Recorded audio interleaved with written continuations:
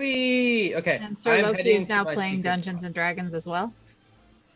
No, we're all just we're just hanging out today. It's 5 years. No, like his. Oh, is video. it? Oh, I can't see it right now. Oh, yeah. He's playing that one. Oh, wow. Yeah.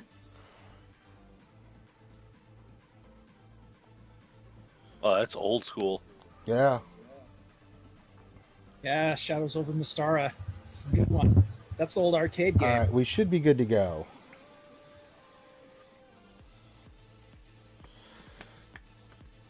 Where's the wood? Jesus. You're really just searching for wood, huh? Yeah, I have to find the wood. I'll give you some wood.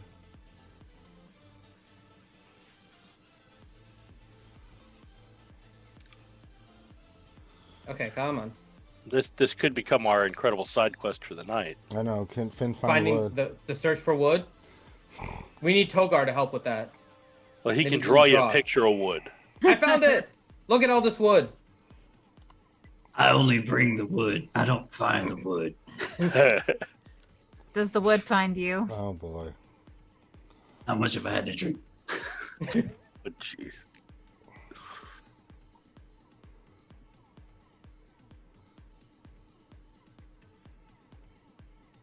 To my secret spot. Right there. There's the little ledge.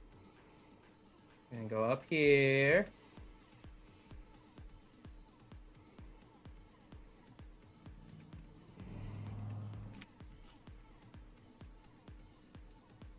And we're going to go right over here. And then. Ooh, I like the new Underdark mode for D&D Beyond. Oh god, oh god, oh god, oh god, So oh god. much easier on the eyes. Is it? I didn't bother to turn it on. Oh, it looks nice. Yeah, it's just dark mode for the character sheet. I like it. I changed my whole background at the same time. The Library of Crete. Mm-hmm. Okay, let's see. Is anyone following me? I escaped the popo. No, I just rest. If you stay there for much longer, a train is going to follow you. No, I'm on the side. It's fine. It's fine. It's fine. We're good. That's how that works. We're good. Don't warn them. Mm-hmm.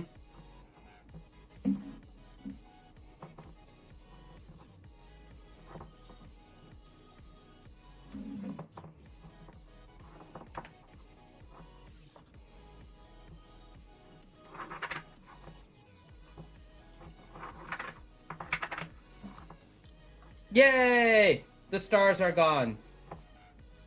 We're... Okay. And now, if everything times out correctly, the train should be very close nearby. Where are I'm you, kind of train? hoping it's coming from behind you. It is. It should be coming from right here. That's it. No, like where you can't even see it. Oh, no. It'll be like, it should be right here. Should be making its way into the tunnel right now. Right? Where are you? Come on, train.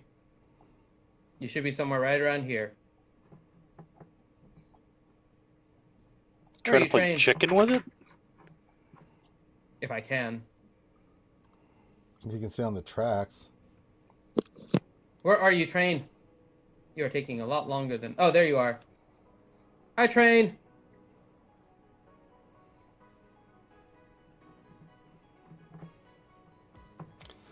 All right, you want to start wrapping it up there, Finn? Okay, bye. No, just the game, you knucklehead. Oh, I can still play the game. We're playing D&D, dickweed. I know. That's fine. See? Everything's good. He's still playing. Good. He's still playing, isn't he? I mean... He just at least took it off the screen. Yeah. I mean... I may or may not be chasing a train. Luke is getting run over by, looks like some goblins. Show us your hands, Payne. I don't trust you. Yeah. Just one hand. Where's the other one? Still searching for wood. Yeah. I mean... Wouldn't you like to know? Oh. Spaceballs 2, The Search for Wood. This game is starting off perfect. All right. It's 6 o'clock. We got to start. All right, so we are moving into our next game. We are going to play some Dungeons and Dragons, a staple here at RSG, as we celebrate 5 years of Reality Skewed Gamers streaming all kinds of games. And glad to have you guys here as we are doing a 24-hour stream. It's a double celebration. We're celebrating mainly 5 years of RSG, and it just happens to be on my birthday weekend. Glad to have everybody here in the chat. Had an awesome day so far. We had a great Jedi Academy. Had the awesome Crumb on, and then Crumb hung out with Finn and them and kicked their ass and Ultimate Chicken Horse, and it was good. It was really good. But now we're going to do some Dungeons and Dragons as we continue on with our Wildemount 5th edition Wildemount campaign with everybody that you're used to hanging out with. But we're hanging out with everybody today. It's a special stream. So for the rest of the night, we got D&D for a few hours here. So we'll go to about 9:30, 9:45 Eastern. And then starting at right that time, we'll start switching over because we're going to be doing simulcast stream with myself and Heinze as we do the Grid Heinze session with myself and those guys. And Loki's going to be doing his GSC. I'll be doing mine. Heinze's going to be doing his. There should be a lot of preloading and drinking. So, but I've already started drinking because, it's my birthday weekend. So, it's delicious. So that being said, everybody's welcome to come hang out. We got Geek Girl hanging out with us. Loki's doing actually Dungeons and Dragons, the video game. So there you go. There's Geek Girl from the Bounty Honeys, and Loki's doing his thing. So we've had lots of people come on and hang out. It's been a lot of fun. So thank you all for being here. Anything else? I can't think of anything at the moment. So with that, let's get started. We're gonna make sure everything's good. It is good. Yay, huzzah. All right. So for tonight, what we're gonna do is continue on with the D&D campaign. I'll be the Dungeon Master, of course, Ranger J 1999. We'll let everybody introduce themselves. We'll start off with Finn. Introduce your character and what you're playing. I play Balin Nightbleeder, who is a human sorcerer. Why does he sound not Swedish? I am Swedish. You leave me alone. All right, that's horrible. All right, next we have. At least I don't sound like this as Swedish. That is the next step. I'll mute that would have been better than the first one. I know, right? Okay, I am Balin Nightbleeder. Okay. I am a human sorcerer, and yeah, that is me. Oh, I want that to stick. Yes, I do as well. All right, moving on. Good God. We have the lovely Christy. Hi, I play Critty. I'm a half-elf bard. That's right. We also have Bad Rongo. Togalis, Phoenix, and Dragonborn Bard. There you go. We've got Corinthian Leather. Hey, Hadlin, your Dwarven Eldritch Knight. We got Johnny Mo Money. I'm playing this Reed Tea Leaf, a halfling rogue. All right. Grim the Mechanic. Well, I'm playing Jimzal. I don't normally play an orc, but when I do, it's on Just Saturdays say at an D&D. orc cleric for Christ's sakes. God, every goddamn time. Good Lord. Just. All right. And the lovely Why does the Gara. voice of God always yell at us wrong? Because y'all piss him off and make him full with great vengeance and furious anger. All right. Usually, if God's yelling at it, it means looks you're doing like something right. Grim's character is not leveling up today. That sucks for him. All right. And we've got the I lovely don't have Gara. a problem with Shut it. your If the mouth! I'm trying to get to Gara. God damn. Gara's like half cat. I love I know, right? She's actually looking. I am very grumpy cat. Yeah, because Grim wouldn't shut up. I am playing Ashura Asimar Warlock. All right. Half elf, not warlock. No. Paladin. Paladin, not a Padawan. I am not a Padawan. No. Not the mama. And I think that covers everybody. We got Oucher hanging out in here. We got Loki hanging out with us. And we've got, of course, Geek Girl from the Bounty Honeys. I love the combination. What do you mean? Ashira is basically a cat, and Grim keeps randomly getting ears on the top of his head. Well, see, the funny thing is it actually. I know, it's part of your headphones. I know. They like randomly show See, up. the story behind that is one of our gracious viewers gifted me these headphones, and they're part of the Razer Kitty Gaming package. So They're yeah, good my way of headphones. saying thank you is I wear them the whole time, even though So was Gara. Yeah, I'm going to start drinking now. All right. And nobody asked why they were on your wish list.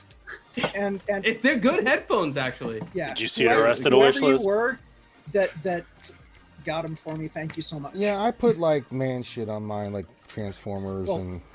It came with a mouse pad, and the headphones. So.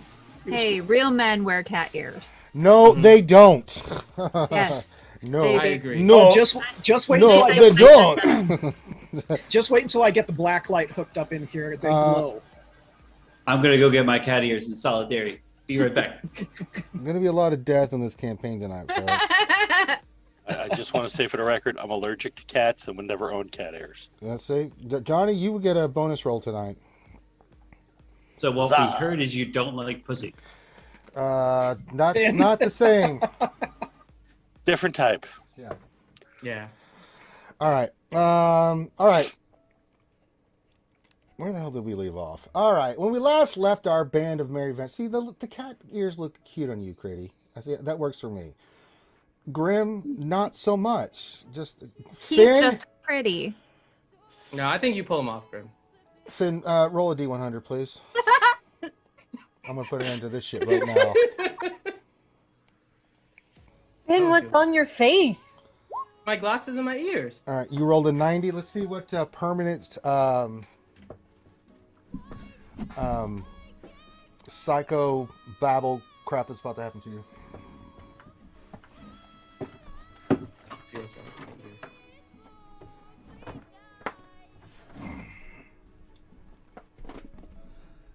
Let's. I'm on board with this. You have to go potty? Let me. I like yours too, Badrongo. Right wrong on your next. Let me see. Psychosis. Let's look at that. Where is psychosis? So happy I'm essentially computer illiterate. Couldn't get into trouble with doing this sort of shit. And Corinth doesn't have his camera on. Corinth is wearing so many pairs of bunny ears right now, and cat know. ears. He's just dressed cat as a ears. Can't furry see right it. now. Mm-hmm. Corinth right now is dressed as Roger Rabbit, and he's just running around. I want to see that. Oh my god, I want to see that so badly. I want to see that. Until he Kool-Aid's man through a wall. Oh god, a bunny Kool-Aid man just coming through the wall. Hop, hop, hop. A furry Kool-Aid man. Like a fox dressed like a Kool-Aid man comes bursting through your wall. And yes, oh yeah. What do you do, Finn? What do you do? You live in Florida. You have to be prepared for this kind of stuff. I mean, that's true. That would be a Florida occurrence for something like It's that like to Tuesday happen. in Florida. I know. Right? It's true. Oh, So what would you do? That's why Finn is unfazed by it. It happens all the time in Florida. It's true. So He's it's like, just that's not If gonna I work. got a We don't have nickel a for plan. every time I've seen a furry Kool-Aid man coming through a wall, I would have a nickel. And this is how Finn paid for medical school. All these occurrences. You take these kind of bets, this prop bets on Florida all the time. You pretty much are guaranteed a victory. I swear, there probably are casinos that do prop bets on just random things happening in Florida. I'm pretty sure you I can wouldn't make be a killing surprised. off of that. Yeah, I'm pretty sure you can make a killing off of that. It would be ridiculous. It would be like the hotel scenes in Rat Race, where like they're just doing Jello wrestling and all that stuff while the people are actually racing through the desert. Yep. And when they're putting odds on things, it's not how many man-gator weddings will have, or it's not if a man-gator wedding will Yep, happen how that many? day. It's you have to guess How how many many this week? man-gator. Over under man-gator 2.5 weddings this are year. How many in February? You never bet on zero. That never Yeah. hits. No. Triple digits might be pushing it, but no. I don't Yeah, know. solid double digits. Have solid you been to double digits. Vegas? All right, your temporary madness, Finn, is that whenever you take any damage from now on, for this round, for this game, this session, You have to make a DC 15 Wisdom saving throw. If you pass it, you're fine. If not, then you're confused. Okay. All right. Who else was stupid? So in other words, it's a regular weekend. Yeah, go ahead and roll, session Grim. for Yeah, fun? go ahead and roll, Grim. Okay. D100, please. You're our leader in this, Grim. Mm-hmm. Don't worry, you're next, Bad Rongo. Go ahead and roll Bad Rongo. You might as well. All right, 63. Let's see what happens to Grim for this session. Oh, Grim, it's horrible. You are now blinded by 25% and deafened by 75% suddenly. So pretty much the same as every other session. Pretty much, yeah.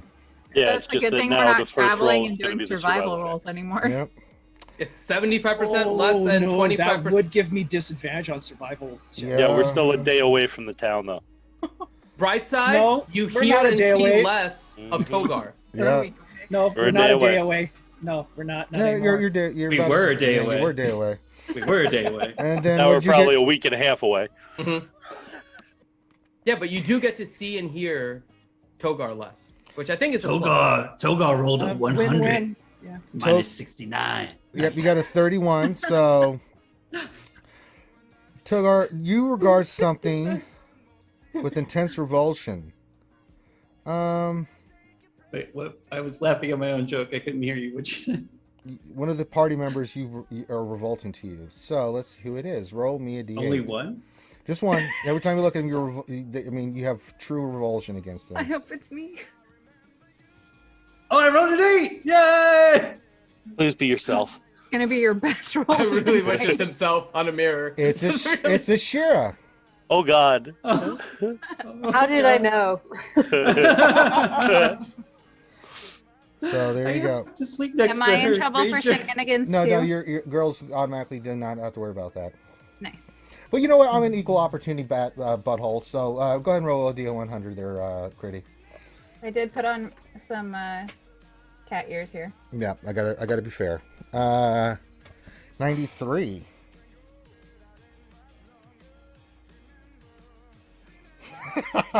God.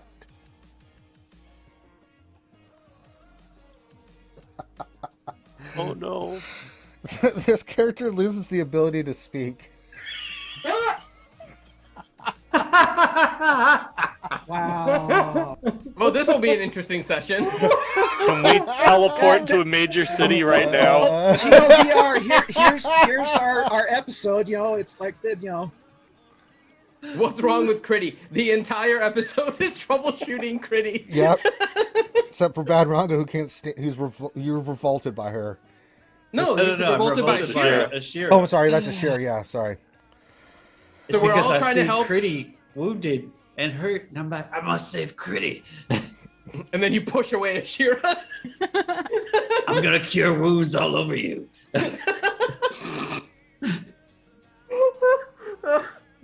And our cleric can only assess you with 75% of his hearing and 25% of his sight. He's not gonna think anything's wrong. I know. He's like, What'll I be can't really funny is if I find the way to where we're going in the one day, only to find out that I left the party behind. Dude, There's so much. Ziglet. Dude, did you see what Ziglet just said? He's right. There's no more tiny hut. no more tiny today. hut. No, a lot of spells. She can't cast. She can't cast anything on the Can't verbal cast. component. We got Oh, no tiny no more hut. inspiration either. Well, she can inspire you with hand signals and finger puppets. She's gonna pat you on the butt and say, "Go get him." But we also have a second bard. She can't say go get him. Like- All she's gonna do is pat you on the butt. Then you have to She's just interpret. So for you, this is how your revulsion will work there, Bad Rongo. You have to make a DC 16 wisdom saving throw. I'm Or not that wise. yeah, or you become frightened. You will you will not get any closer than 60 feet to this person. She's not doing that anyways. So That's like, different. all I have to do is be frightened of Ashira. Mhm. Yeah, Okay. that's normal. That's just normal. Warm up the couch. Somebody's All right. sitting there. The funny part is, if we ever get into a marching order, wherever Shira is, Bad Bronco is either gonna have to put Togar like 60 feet ahead of her or 60 feet behind her. They're Alright. gonna have the worst. We're going into this ever. big, dark, scary cave. Mhm. Where do you want to go, Togar? You guys take such big steps. Kate You take little steps Gaming. of a little in the- guy. Kate, The marching order is get behind Togar. Except Ashira, otherwise Togar runs forward again. Oh yeah, I'm just gonna scout it out and die. Kate Gaming's in the chat says, can't stay since I'm on vacation, but want to say hi and congrats on 5 years. Thank you, Kate. Enjoy your vacation, the tree trunk. All right. Did you say tree trunk? Yeah, that's her. That's her husband. Yeah. Hmm. All right. It's an inside joke. Yeah. We'll just leave it. Let that just sit there.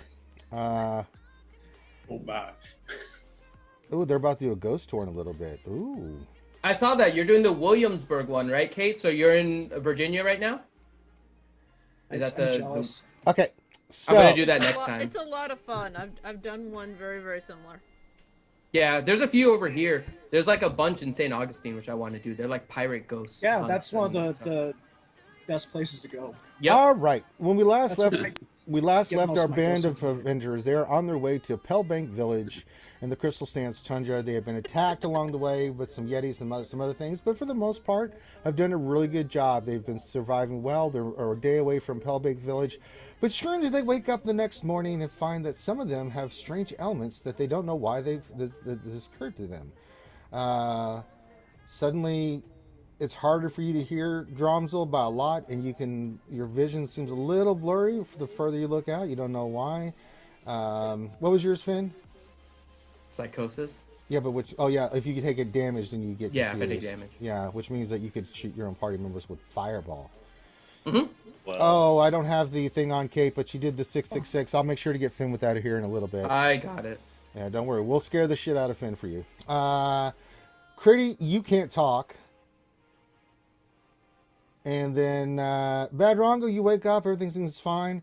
As soon as you wake up, you're in the tiny hut. You look over to see a share there. You immediately grab your shit and want to get the hell out. Well, actually, no. Make a DC saving throw. You get to make a DC saving throw on this. So make a DC saving throw. You got to beat 16. 16 or You said it was wisdom or what else? wisdom saving throw. Okay. Come on, mama. Nope. Nope. You not at immediately all. grab your shit and get the hell out of Dodge. You guys just see Togar flee the tiny hut and just absolute panic. What kind of cursed place is this? Who did that, and why didn't you do it sooner? I think he looked at Ashira. Don't look at me. I haven't done anything to him lately. Hmm. I like that you preference that with lately. Not today. We just woke up, God. It's been at least 12 hours since I beat up on him.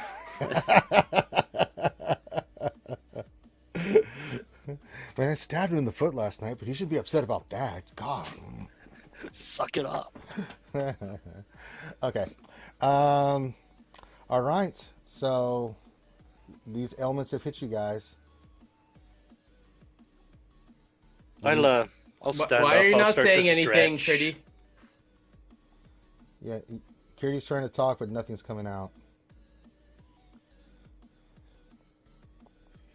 What kind of evil place have you led us to, Drom? Can you not talk too? It sounds like this to you, Drum. You're like, what kind of evil place you leave us to, Drum?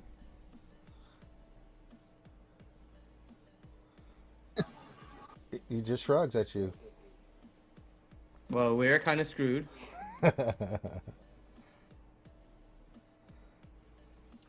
Curdy's trying to communicate. You are trying to walk, okay?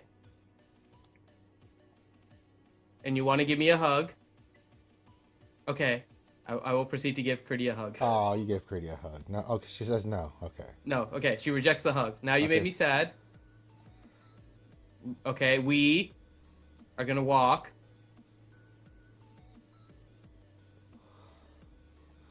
She's gonna write something down. Okay, Curdy, you Okay. say. Okay, you communicate this way, Curdy. What do you write? You can Sorry, actually. I can't, you can I actually- can't help but laugh. just Is for- your dog in the room with you? Grim. Okay, so. You mean Drom? Drom. Who's Grim? Oh, you're gonna go give. He wants to give Drom a hug for inspiration. Yes. There you go. Oh, okay. Doesn't work like that. You have to actually speak to give him inspiration. It was just funny because Well, I mean, Christy, I think your dog is behind you, and there's a tail wagging behind you.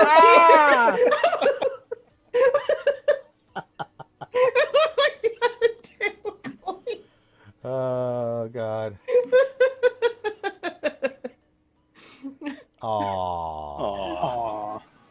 They just Aw. want some love. Makes me want to go get Buddy.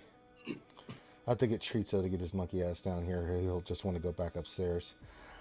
Okay, so you guys notice this. Drum's having problems seeing and hearing. Critty can't speak. Togar is staying 60 feet away from. Won't even look at every time he won't even look at Ashira. Can we even see him? Yeah, you see him. He's standing 60 feet away from Ashira. But that's like 60 feet away from us because we're in the hut. Right. What's the weather like? It's a nice clear day. I was hoping it rained. It's raining. Beautiful. Can we roll for the weather? Can I have a shot? No. Can I just get a shot? No, a shot of what? I don't know. Okay, I'll take it. I'll take some beer. No. Guys. People that wear cat ears don't get those kind of privileges. All right. So I was gonna say, I wish I had some shots here. Oh, Crit. Crit, I said you were immune. But I was being an equal opportunity butthole today.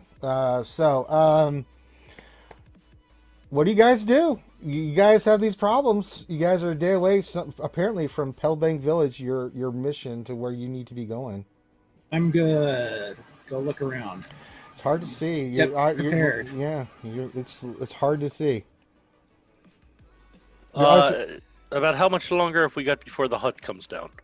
It's early morning. The hut's gone. You guys are prepared to move out for the day. So we're all standing here in the rain. Probably best that we don't. It's not go raining. anywhere. That's your fault. No, I was rain. kind of hoping it would rain. I think it'd be fun. Nah. I'm not gonna be that It's- dickish. It's probably best we actually don't. Give it some Go. time, Johnny. We might get lost and then it will rain. Well, not So- just that.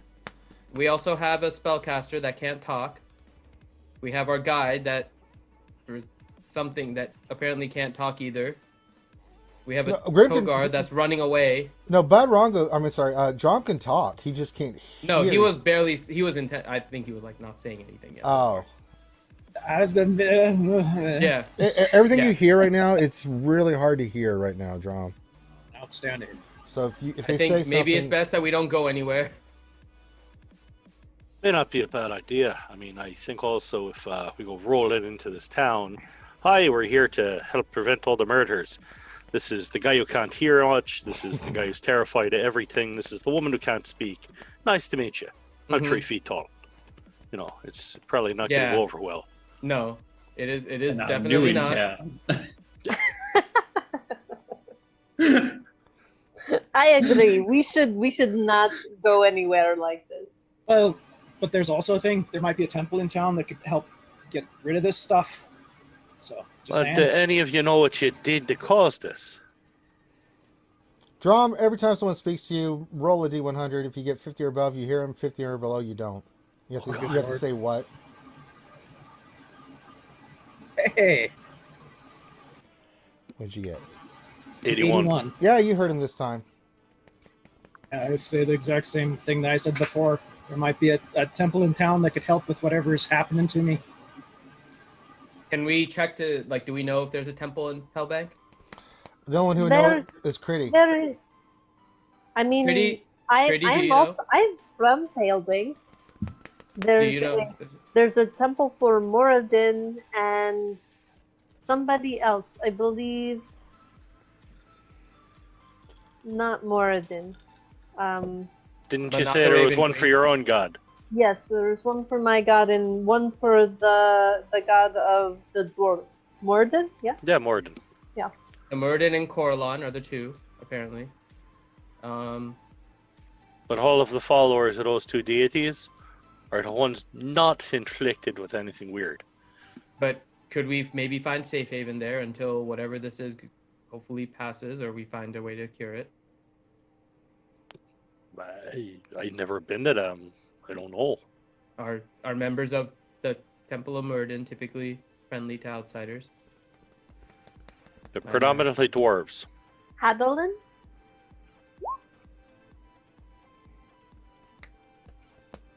I think it's more specific to the place.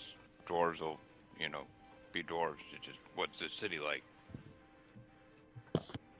I mean, look at the area that it's in. I'm assuming not very good. It's not very city-like, but the people are tightly knit. Yes, and for this one, Ashira, since this is where you're from, Google Pellbank. I'm not going to give any information. You will be the information source on this. I already did. There Should you I go. not have done that? I just figured No. I was You from would there. know. You would know this. So, but the only way you can tell them is you just have to make a either a history or a survival check while you're there. You'll have advantage because you're from the region. If you want to try to remember something about the village or something like that. But if they ask you any questions, you'll be the one that they go to. Cool? Okay. All right. So, Ashira, do you think we would be able to find safe haven in Pellbank, or is it better to stay out here and not get there yet? I'll give you a hint here, Ashira. Yetis are the nicest thing you can run into staying out in the wilds of the Crystal Sands. There's Okay. much, much, much worse out here that you guys have been lucky to avoid.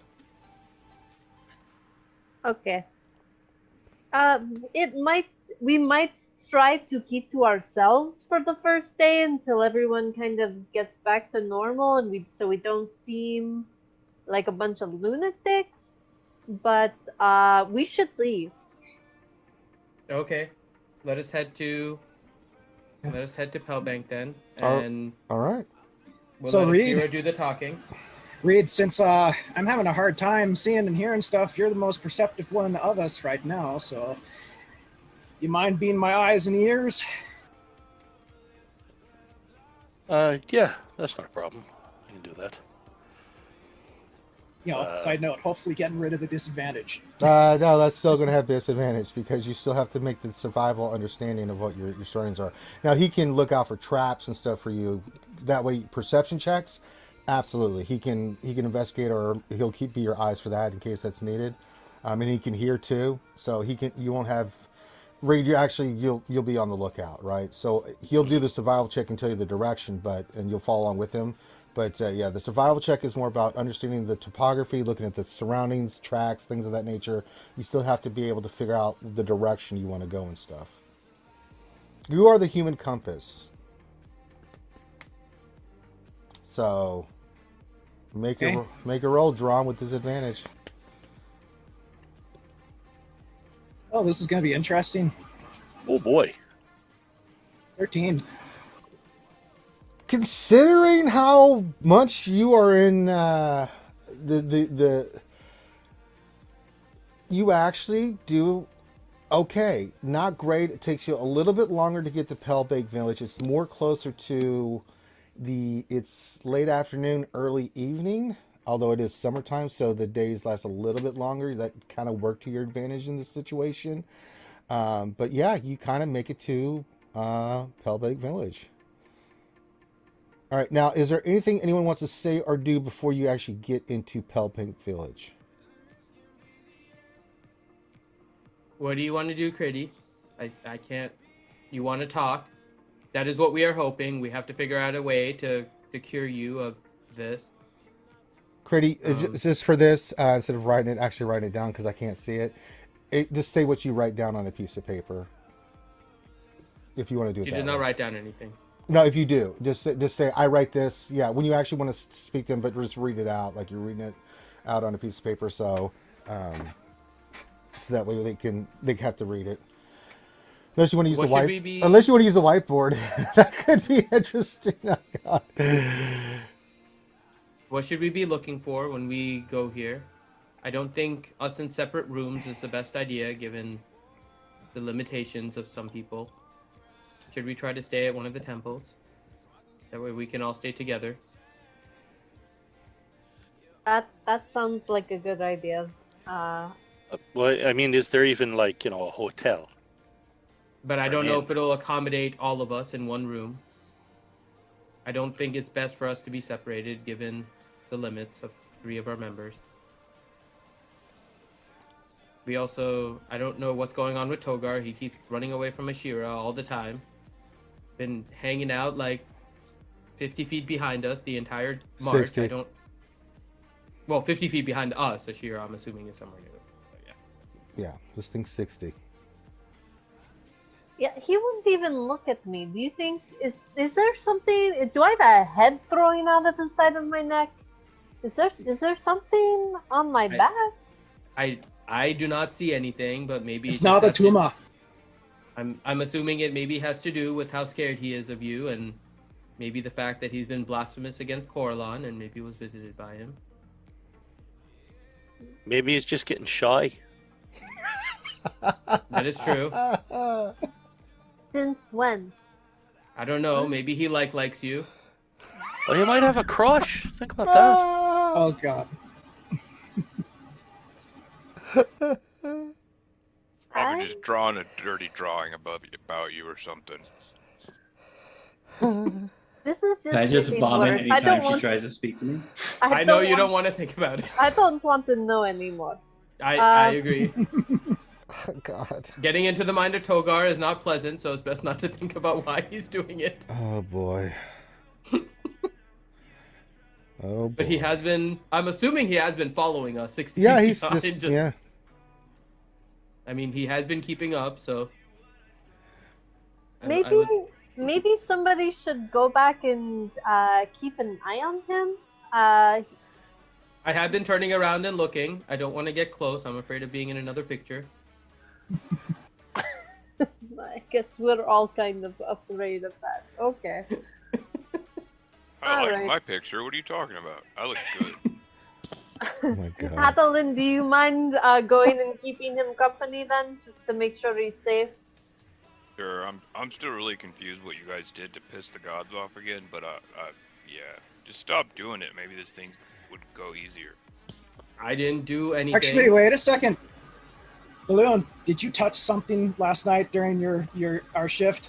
No, I was in the didn't see? hut. I was in the Are you hut, sure? and I woke up, and then this happened. I feel fine. Yeah, you don't know. Nothing I think wrong. it's you. It's more you, Drum. I'm fine. Did you touch something, Drum?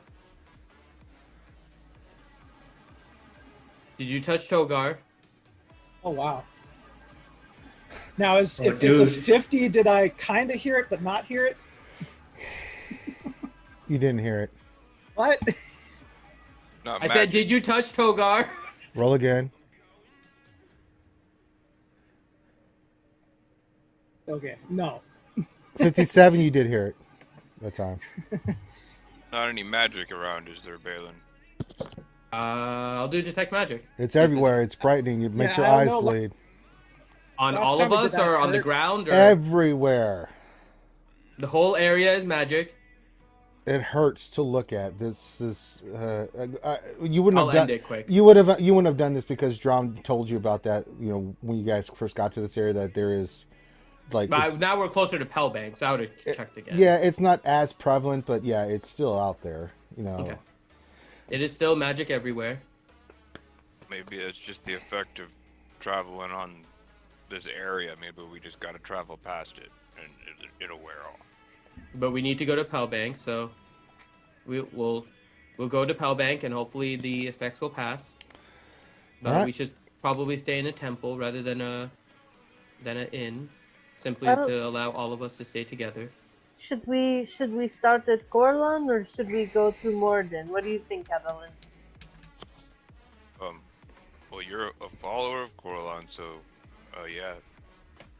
And you're a follower of Morden, yes? But you're on a different level, if you catch my meaning. Okay, we'll start there. So I Okay, guess we- let us go to Let us go to Coralon. Okay. All right. All right. So you guys start making your way there. It's about late afternoon. You guys, as you come in, weather changes. Snow gently starts to fall from the sky, and you feel the wind kind of bite at your cheeks as you start making your way into Pelbake Village. You can see as you just come over closer to Pelbake Village. Looks like this is near the water. It's a fishing outpost. You can tell just by looking at all the as you guys are on this rise going down. You can see that this is a fishing outpost. And you can see in the difference as the sun is starting to get low in the sky. You guys see a large gathering of people. Surrounded by something. You don't know what it's for.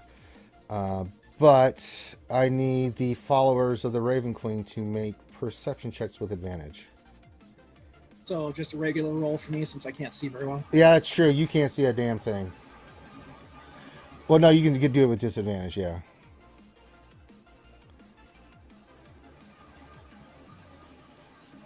Wow. Yeah, you both still... I guess I was meant to see it. Yeah, you both see it. I mean, this looks like some kind of funeral rites being done, which... That's your calling. That's where you want to go.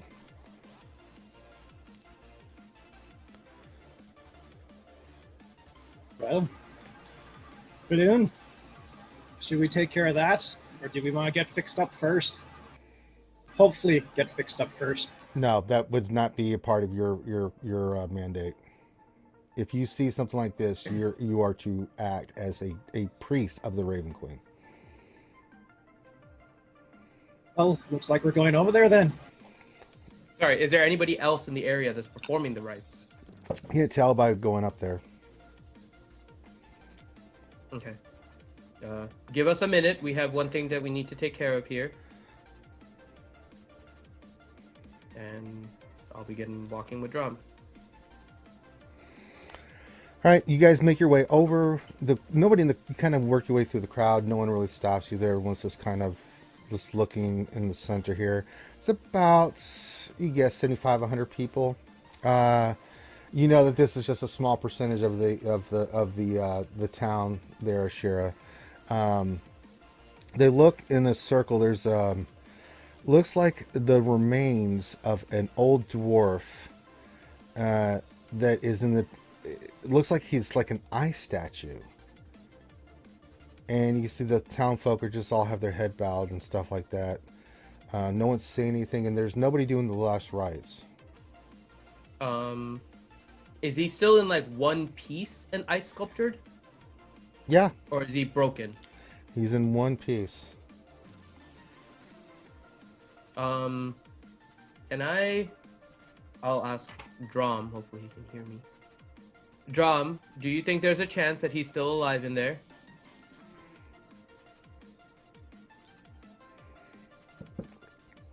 Yep, roll your D100. Yeah, you hear that clearly. That's a good question.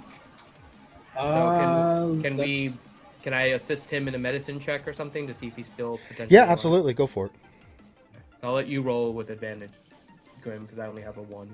I'm more than likely it'll be just a normal roll because I can't see very well. Oh, is that the way it is, Ranger? Yep. Even on medicine, he will? Oh, so maybe I can do with advantage then? What's your He can't mod? give you advantage if you can't do anything. Oh, so we both just roll? Yeah. Okay. But if you roll, you just get normal roll. If he rolls, he'd have disadvantage, but you can't give him advantage. He can't give you advantage because he can't see well enough. That's fine. Oh wow. I don't know. He's pretty. Yeah, and I'm imagining a 6. Yeah, the guys over here, Drum. You've never seen anything like this before. Tronius Funk says, congrats on the 5 years RSG. Love the content. Here's hoping for 5 more. Thank you very much for that. I am watching chat. This is a different D&D stream tonight, but thank you. But yeah, you've never seen anything like this. While they're over there looking at the dwarfsicle, I'd like to make my way through the crowd just Sure. as nonchalantly as I can, just to see if I can overhear anything. Make a perception check. A 20. Yeah, I mean, what are you looking for specifically? Just any details who the fella is that's dead.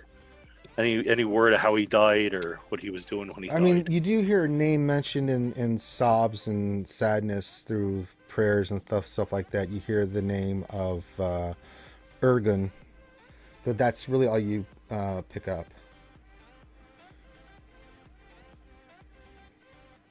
I'm gonna try something on the Dwarfsicle Ranger. The Dwarfsicle. You're such a kind-hearted priest of the Raven Queen. Hey, I'm gonna fix the Dwarfsicle, everyone. Don't worry about it, Nightbleater. He was our friend. No, he's a dwarven. Johnny coined it, so I'm just using it now. Yeah, It's easy to identify. I wouldn't say that. Can I try on a part of him to use control water to see if I can try to melt some of the ice? Go for it. Oh God, I was hoping you were going to animate him. Well, if I can start to do it, then maybe. But oh my God, that's morbid as can be. That's awesome. Before Finn Balloon does this, he's encased in ice or is ice? I don't think we can tell. Our Because medicine. if you try to melt him and he melts, that's gonna get. No, I'm gonna try the water around him. I'm not going for the inside, so I'm gonna start with just like basic around maybe like the top of his head and see if I can even do anything with the water. Out of character for a second, Finn. Like, even the marine biologist waited till the crazy townspeople went home at night to gut the shark in Jaws. I'm not gutting him. Oh my God, I'm trying to see if I can free him from the icicle if he's just stuck in there. I'm just thinking we're like 85% water, right? So you could like weekend at Bernie's him just by controlling the water in his veins. That's what I'm afraid he's gonna do. No, you can't. You can't do that when it's like inside of someone. There is a limitation to shape water. There is a limitation to shape water. So I'm gonna try to shape water and just maybe melt the ice above. Like, I'm assuming he's kind of encased in it, Ranger. Is that You have right? no idea. Your medicine check gives you no clue. No, it's not for the medicine check. He might be ice himself, but there's like a layer of ice above his head, kind of just around This him. could also be how they bury their dead. They make an ice coffin. He like an ice sculpture. Like he is made of pure ice. It's ice. And you can't even see through it. It's not like you can translucent. see through it. It's translucent. He looks like ice. Okay, so there's no like depth of ice above his skin, for example. Mm-hmm. Okay, then I won't bother trying it. Okay. Let's see here. I wonder. Can I do an investigation to see if I can learn anything about him, since I can see through the ice? That would have been kind of with a medicine check. I don't know what you're trying to investigate. I'm trying to see if there's anything on his clothing, on... Like, Make an anything I can investigation check, yeah. So technically, it's not a corpse; something. it's just ice. Yeah. Well, there's a body in there. No, We can see we that can there's see- a body in there. No, you can see like it No, looks like it's- an ice sculpture. Yeah.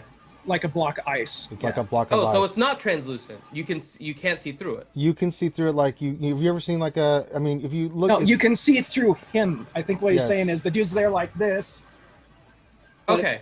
It's So we don't know if there's actually like a body inside, basically. It's No, just you have no idea. pure ice. Okay. Yeah. Interesting. What are we performing last rites on? That's a good question. Can I make a history check as a dwarf to see if like I've heard anything like this before? Yeah, go for it. Dwarves specifically. Go for it. And then similarly. Oh, Wow. nice. You've never heard of anything like this With a natural 20? with a natural 20. This is And I'm something different. And I take the book out and I'm putting my hand on the book and I'm walking up to him and touching him in the book at the same time. Nothing happens. Which is Can shocking I- to you. So, which one of you all carved this? This is amazing. You see, looks like a weathered elf comes over to you. He's like, hello, friend. He looks like a retired ranger. Kind of looks like a weathered elf. Says, his name was Ergon. Have you come to perform last rites? We don't have a priest here. available at the moment to perform them. What? I mean, we can perform first rites, but we were not sure if this was. It is hard to even tell that there was actually a person in here. I can guarantee you that it was a person, a dwarf. Can you tell me a little about what happened to him? I will be more than glad to speak to you after, if you would be so kind, priest of the Raven Queen, to perform last rites for our friend. Okay. One other thing, Ranger. I don't know if I can. Can I do like Arcana or something to try and figure out if there was some kind of magic or something that could have done this to him? Yeah, make an Arcana check. Okay. 23. Never heard anything like this.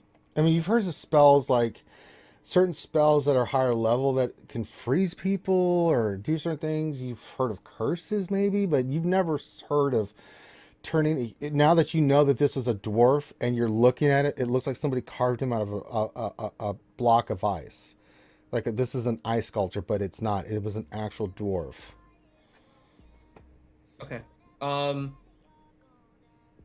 So I will use mold earth to create a little bit of a like area to bury him. They don't want you to bury him. What would you like us to do? Just say last rites. They don't want to move him. They don't want to damage him the way he is. Okay. But if you would do last rites, they would be most appreciative. Okay. I'll take out my Raven Queen statue, and I won't say anything, so he doesn't have to hear anything, because I can tell he can't hear. I'll just draw him on the back, and kind of look at the Raven Queen statue. All right, you guys do that. You do the little ritual and stuff, and you hear people. They seem like they're a little appreciative of you guys doing that for them. And then people start walking off, and you guys are standing there next to this dwarven statue, and the person that was next, she's like, "Thank you for doing that." My name is Elro Aldatar. I am the leader of this village. I'm sorry to have to speak of dark tidings under such circumstances, but I believe Pelbig Village might be in danger, and I'm hoping you can help us. I assume you are the group that was sent here from Zadash to assist us with this problem. That is correct, but we need a place to stay first. The path here was somewhat taxing on the group, so we definitely need to rest and recover. I think we can get that taken care of. He says, let's go to my cabin first and then talk, and then you guys could probably head to one of the inns if you so choose, make accommodations. So okay, follow give me 1 second. I'm gonna go directly to Drom. Okay. I'm gonna go to him as if we're gonna whisper in his ear, but I'm gonna talk in regular voice directly into his ear. Okay. So that he can hear me, and say, we are going to his shack in order to rest up first. Get everyone to him. No, I'm saying it loudly. I'm like directly in your ear, even 75%. Yeah, you can still hear that. Oh, okay.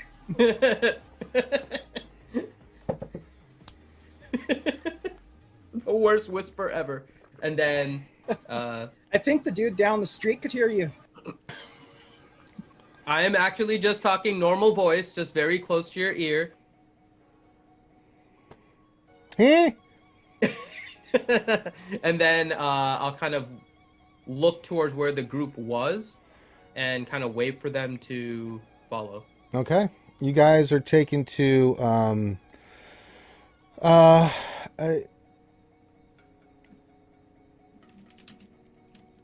he takes you to a lived-in one-story, one-room log cabin at the edge of town. He sees someone there that he identifies as Mila Tino, a female wood elf. She looks like a scout ranger. Stands guard outside the front door. And she kind of gives a nod as he explains the situation. Brings you in. It's a very big one cabin room. You see there's a nice bed in there and giant fireplace that's got a nice fire in it, and pretty nice accommodations. I mean, it's you can tell that this is a very well taken care of place, and he's got a nice table that like 5 or 6 you can sit around easily. A couple of you might have to stand, but if you guys want to get yourself accumulated and sit down, he sits down with you and he says, 2 months ago, Ergen Wenth returned home after exploring Esselcross for a year. He'd only been back for a few days when he came down with a strange affliction, which made the dwarf move slowly and caused blue veins to appear all over his body. The local priests here of Morden and Corlon used every spell they could to muster attempt to heal Ergen, but nothing they tried could stop the bizarre malady. He battled it for the last couple of weeks until his ever-slowing body eventually turned to ice. Until yesterday, Elrond and the rest of the community believed that Ergen's sad fate was an isolated incident. But we've recently learned that it's starting to spread, and we've lost some other people to this. Most recently,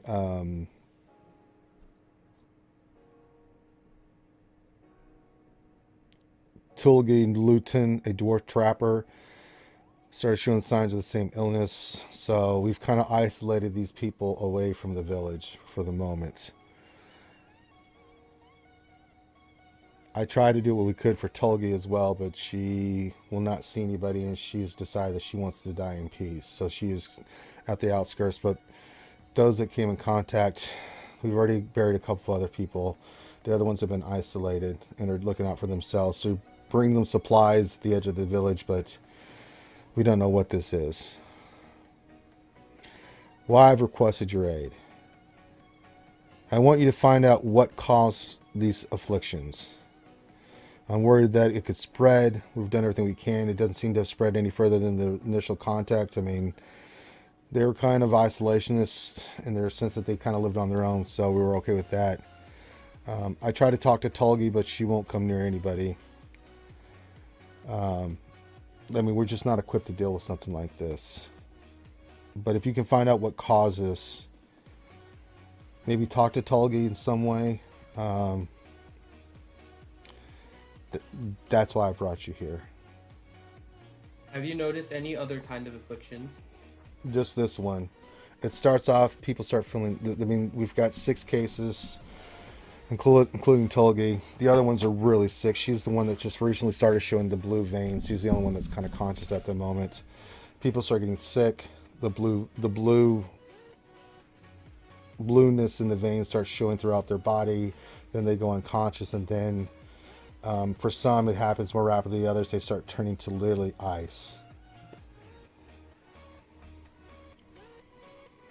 And do you have any idea what the cause may be? No, that's why I brought you here. You said they all caught this while they were out of the village.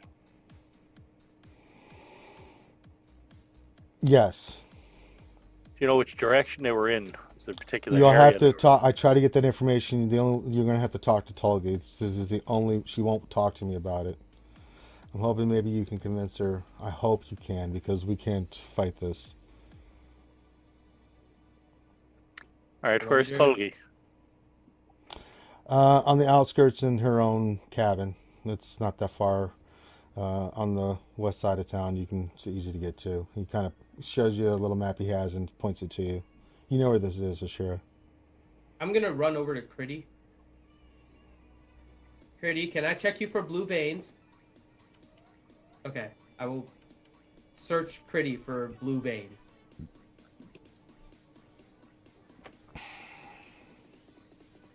Do I need to do anything, Ranger? What are you trying to do? See if there's any blue veins on Critty. No. Okay. I wonder if our affliction is caused by the same thing but different.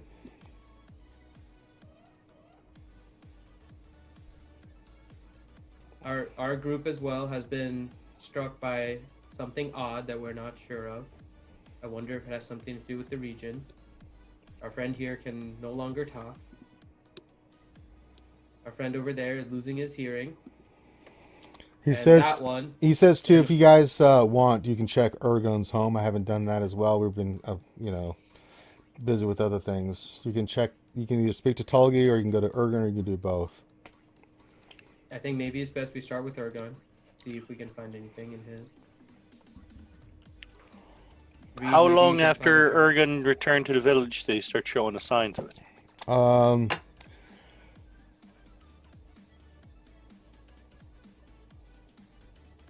He was only been back a few days when he started coming down. He started coming down like he was sick. He went to one of the priests and they noticed that he wasn't feeling good. Gave him some herbs, things of that nature. Just, maybe he just had a cold or something, and then it just started to get progressive, worse. And then about a couple weeks back, he started showing the blue veins. And then other people started showing it that he had come in contact with. And then same thing with Tulgi. All right, and just where is Ergon's home? He points it out on the map, easy to find. All right. I'm gonna write a message to everybody. Sure. I think we should talk to Telgi while she's still conscious. We probably. Oh, should check by out the Ergon way, first. before Bad Rongo, you were not in there. Yep. I'm assuming the door is open. We're keeping sight of it. He's still 60 feet away from the door. Yeah, but the door is open and we should have line of sight. No, not with the guard there. She won't allow that, and the elf doesn't want the door open either. So Hadlin's with Togar? I don't know. Yeah, me and Hadlin are 60 feet away from that petri dish that you guys are hanging That's out fine, in. as long as he's not alone. That was the whole thing. So, Hadlin, you're staying with Togar, right? Otherwise, we would have done things differently. Yes. Okay. Borky Bork, my man, says happy birthday, Ranger. Thank you, Borky Bork. Glad to have you here, friend. All right. Yeah, but that's all the elf tells you. And he's like, if you want to go find accommodations, he looks at you and says, "You look familiar to me. Do I know you?" You might remember me from when I was a little girl here. Let's see if he remembers you. You're coming back, Jojo? Oh, no, my mom's friend. It's just like, I'm coming back. I'm like, I hope so.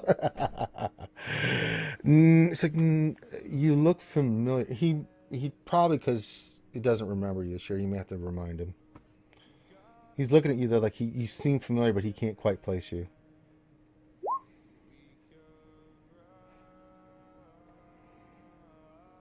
Okay.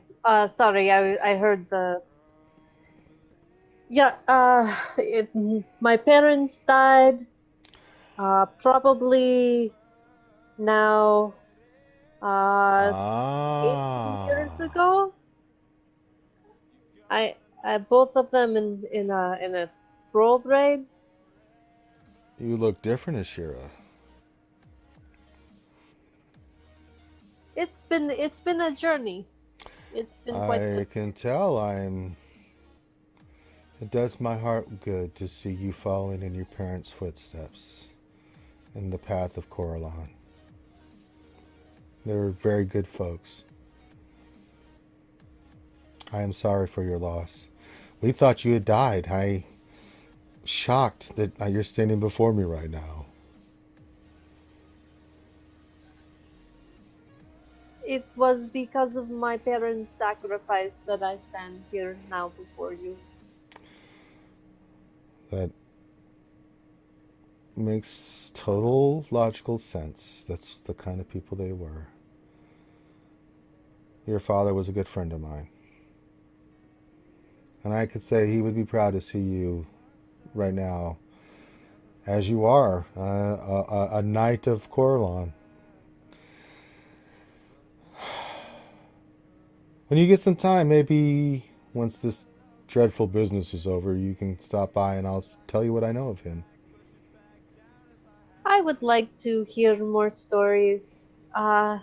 When you are a little girl and you see your father, it's not the same as seeing him as an adult. Wise words. Yes, I would like that very much.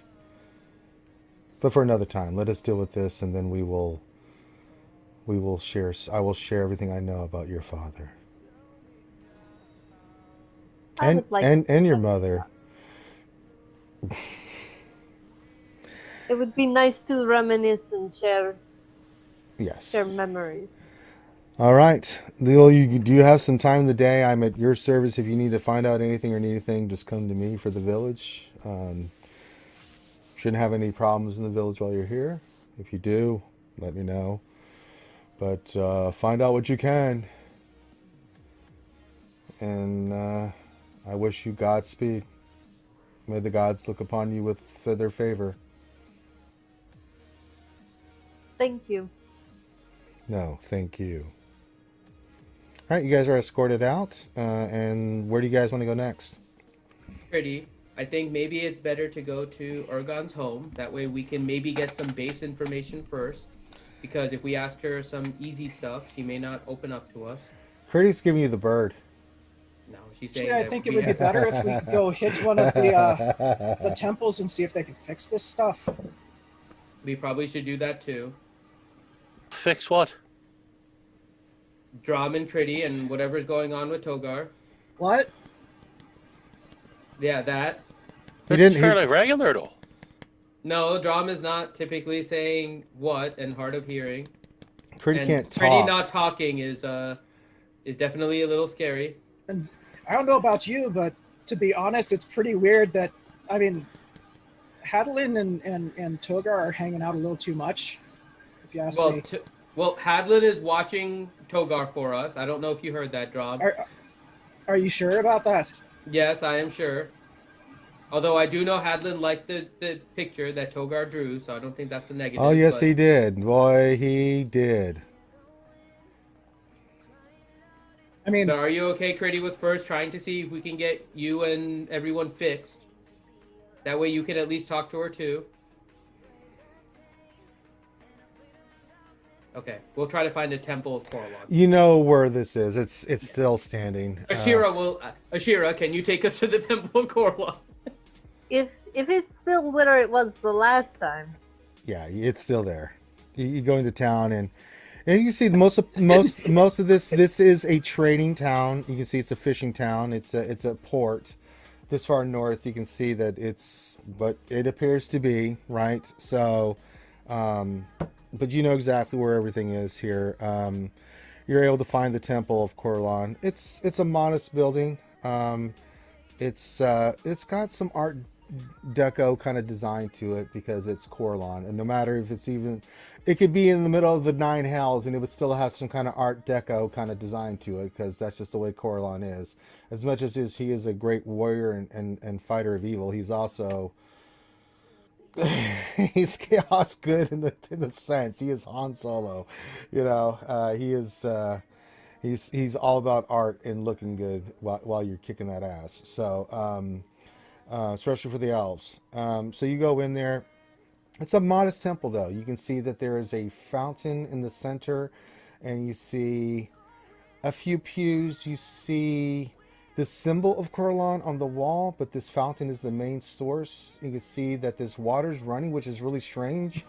Water running like this here, but it's a small fountain. It's medium sized. It's not a huge fountain, but you can see a beautiful elven woman with silver hair sitting in has a beautiful kind of grayish and white dress with the symbol of Coralon around her necklace, but it's just a small delicate necklace. You can see she's beautiful. She has kind of a gray veil on top of her head. She has piercing blue white eyes, and she stands up and she looks at you, Ashir, immediately. What's this? A champion of Coralon in my presence? Well, these are wonderful times. And she bows to you. To you only, Ashira. The rest, she just looks at your party kind of curiously. I return the bow, and I say we have come to assist with some matters of the village, and we were just wondering. We seem to be afflicted with some strange ailments, and we were hoping that maybe Corlon could help us. Well, I don't know for sure, my daughter, if I can, but I can't say no to a champion of Corlon. All right. Very well. Bring your friends forth, and I shall see what I can see. Who wants to go first? All right, child, come forward. She looks at you, Critty, as you raise your hand.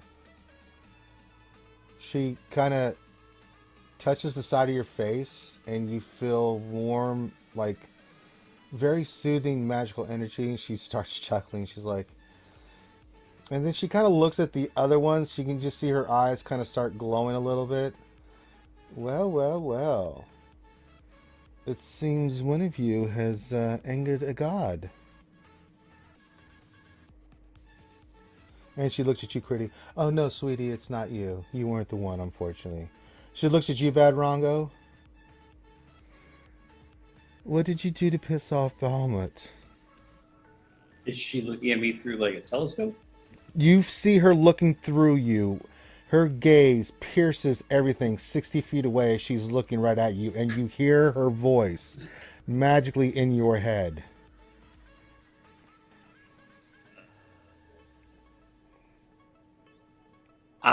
I upset him drawing these amazing images. She just waves her hand, and she tells all the rest of you to stay here, and she walks outside to you, Bahamut, or to you, Bad Rongo. She's like, she crosses her arms in front of you. Well, well, Dragonborn. Seems you've been up to some naughty, naughty things. Her eyes are glowing like lights, like starlight and blue light as she's looking at you, with her arms crossed in front of you, Bad Rongo. And Hadlin's still right next to me? Yeah, Hadlin, you've never seen anything like this before.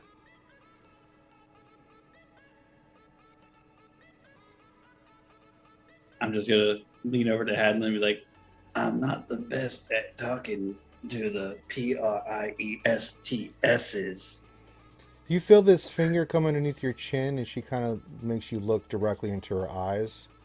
Yeah, like that. And you can feel that there's some power there. And she's like,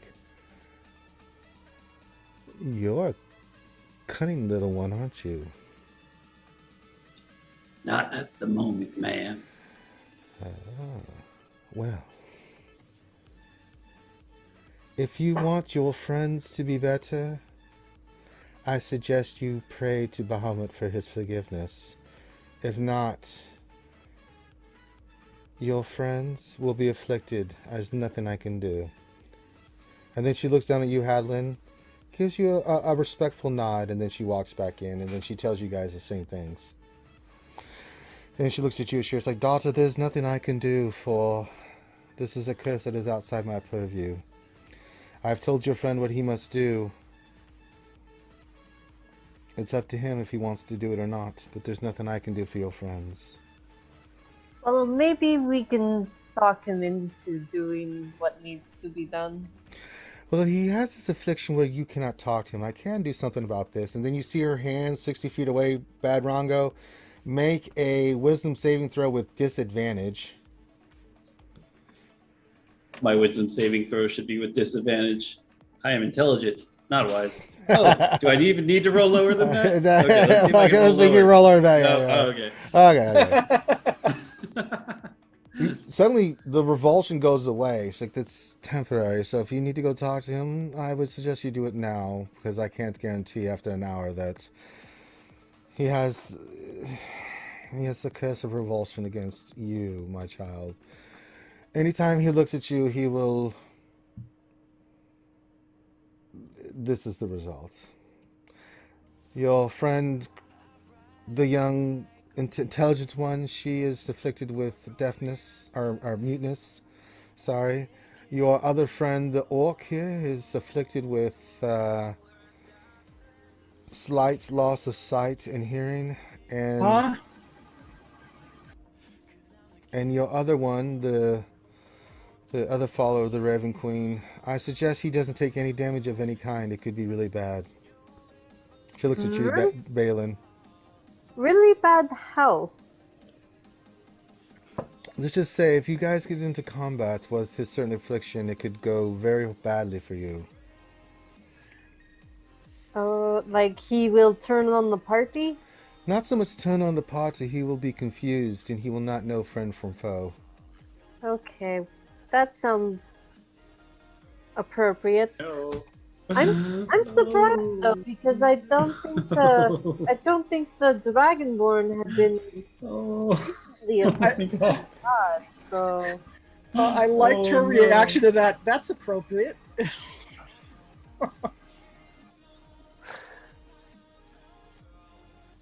I didn't hear what you said. Ashir said again. which part did you not hear? All of it, pretty much, because everyone was laughing and stuff. Say that one more time. I said Something about the Dragonborn. I'm surprised that it was him because I mean I am not surprised, but I thought maybe it was somebody else who had upset the gods, but apparently It's him. It's quite him. He's well, I like him though. He's. What's the word I should use? silly. Yes, he is very silly, but talented. Unfortunately, his talents are being used in the wrong way. Alright, I will go speak to him now. Please do, daughter. You have an hour, and then I can't guarantee what will happen afterwards.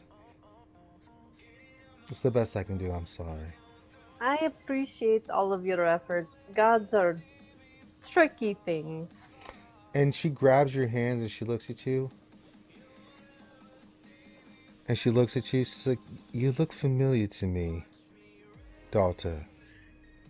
And then she reaches out and she touches the side of your face. And then you see her kind of step back a little bit. And then she just, like, gasps. Ashira? Yeah, Is it you?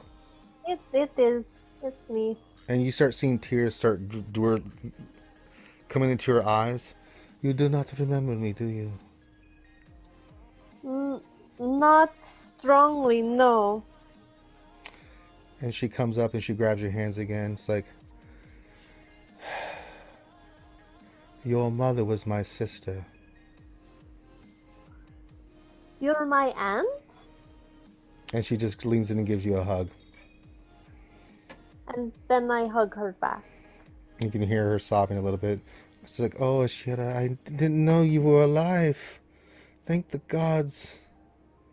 And then she kind of pulls you back a little bit and looks at you. And she kind of like, dabs her eyes a little bit. And she's like, "Well, look at you, a true follower of Corlon. Your mother and father would be so proud."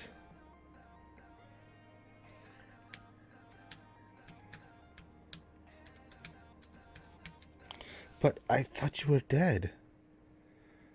I fled. Indeed, you must share your story with me. Perhaps another time. And you remember now, it starts flooding back to you now, Shir, because a lot of this has been kind of held back in your brain. That your aunt's name is Elbereth. Elbereth.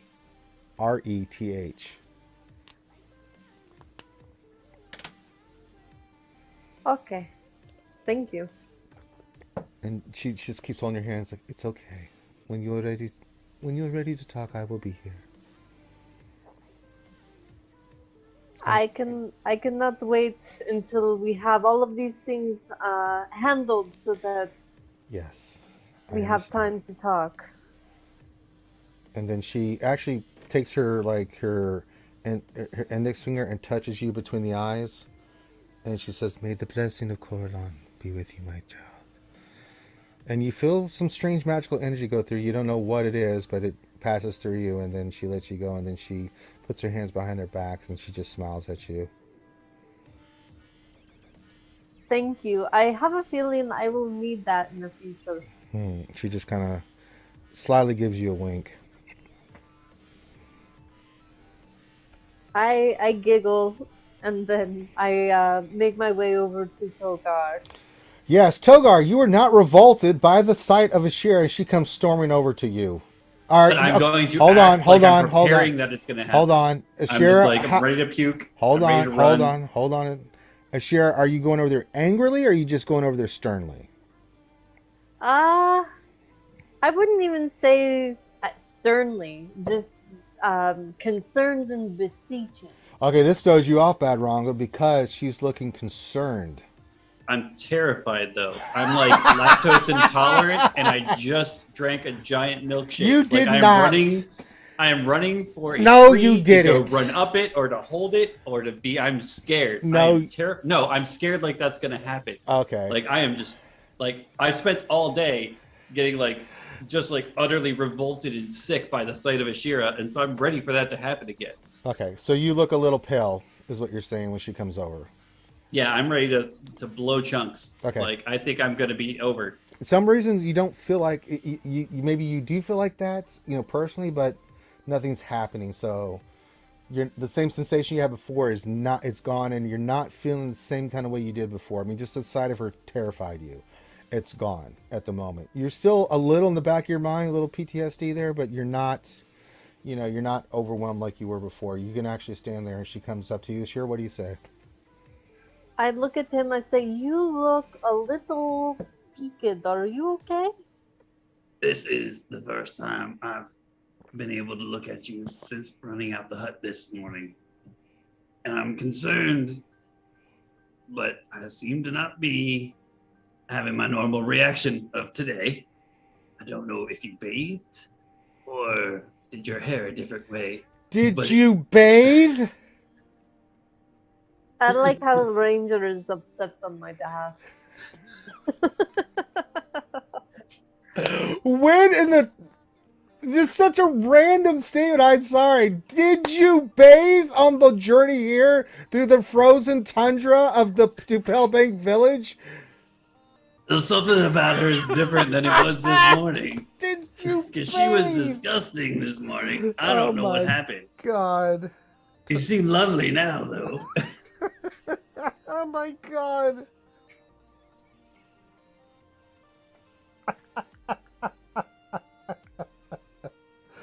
Oh my God. There is a certain logic to that. There really is. I mean, I don't know. Hadlin, what are you seeing? I mean, you just heard that. I mean, what's your reaction, buddy? Like, I would probably duck when he says something like that, because I assume her nice mood is gonna swing to anger, and he's gonna get decked. So that's what I'm looking like. I duck, like, flinch out of nowhere. Badass dwarven warrior. Terrified. He's about to see his friend's blood everywhere. Okay, sure. What is your reaction to that? No, I did not take a bath. What I did do is I went over there and I spoke to the priestess, and she says that Bahamut's very, upset with you, and that you know what you need to do to make it right.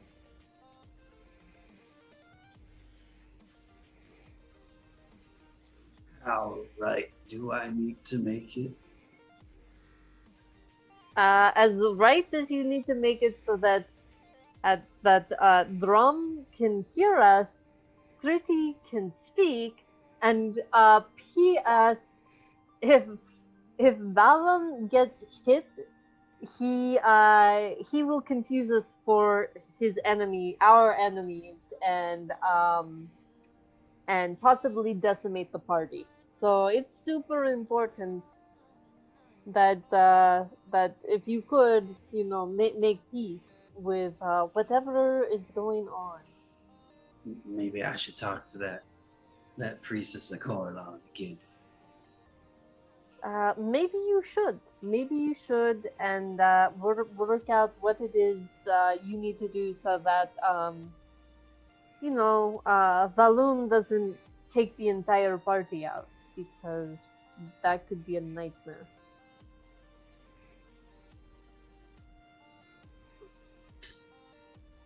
Can I reach over to to Hadlin. Come on, Hadlin. Let's go talk to this priestess. Helen, what do you do? Oh, you're on your own, buddy. Have fun.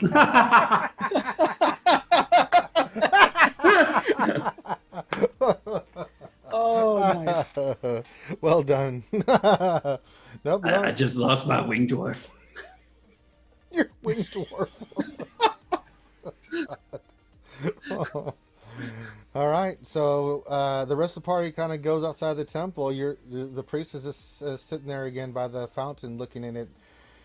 And do you approach Togar? Yes, of course. And she kind of looks up and she smiles, kind of mischievously at you. Like, well, look what we have here.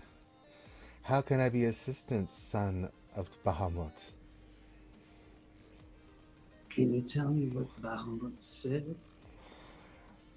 Oh, I didn't actually speak to him, but she kind of sighs. Sit next to me next to the pool.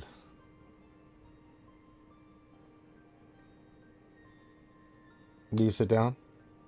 Oh, of course.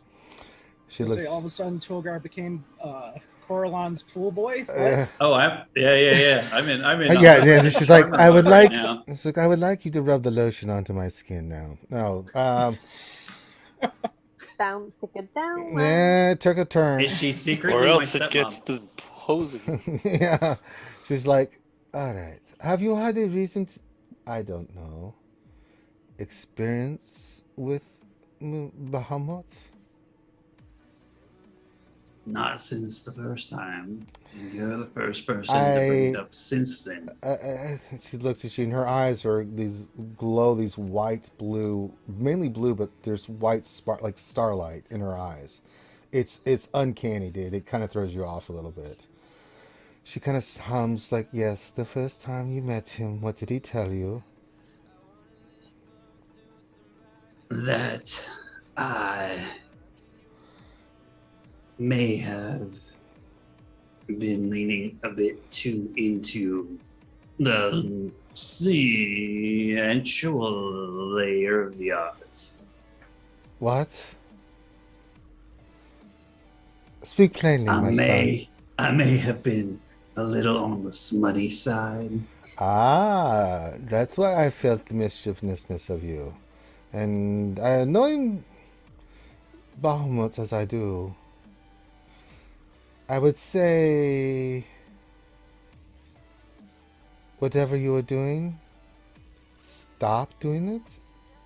And that you have already done, destroy. But when I was with Bahamut, all of his feelings were like power and fear. Yeah, in see your eyes, I see light, and I see art, and I see love. But art is. But I am not a child of Bahamut. The But elves. you are a follower of Korla. Yes, and art and expression is different for us. But his path for you. Do you not know your history? But I think I know my future, I'm and I not- have this feeling. Can I show you some of my art? She chuckles. Of course, show me your art. And so I'm going to start bringing out, like, I'm going to start with the one of the Raven Queen and Coralon battling together.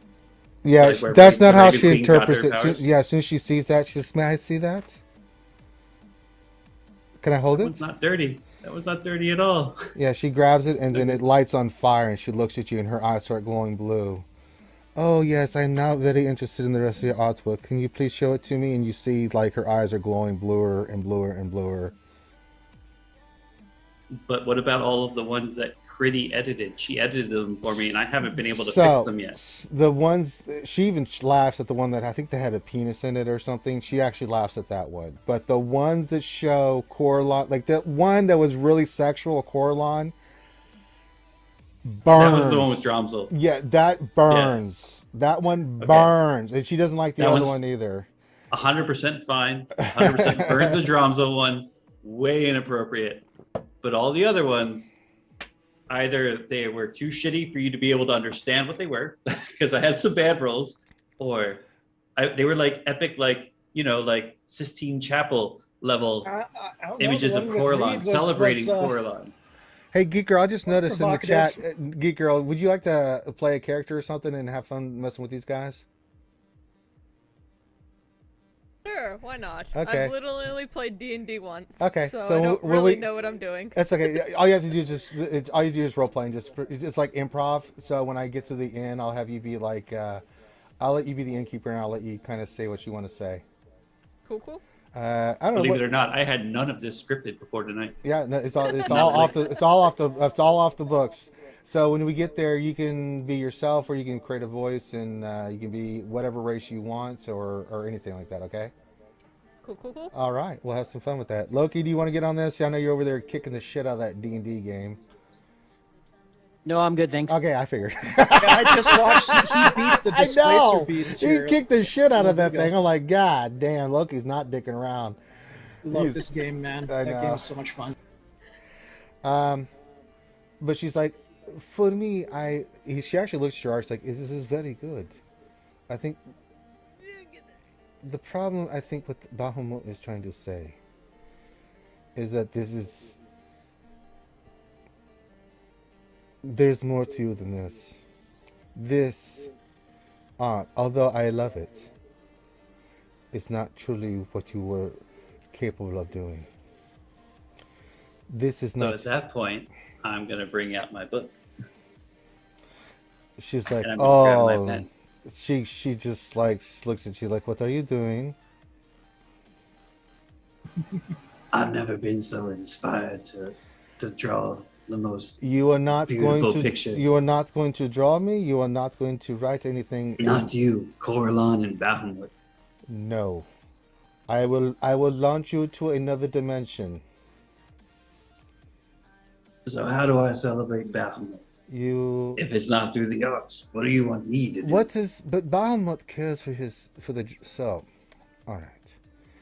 Do you know where your kind comes from? Of course. Okay, you tell me. Where do you come from? Draconia. That's wrong. How is that wrong? That's where the green dragon bloods come, or dragonborns come from. Are you talking about the world? I'm talking about the area, the region of Draconia.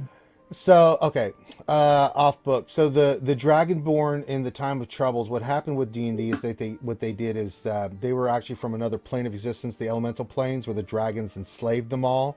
And so what happened is when the time of troubles happened, when Mischief 2.5, I think, died this time with the spell plague, it opened up portals.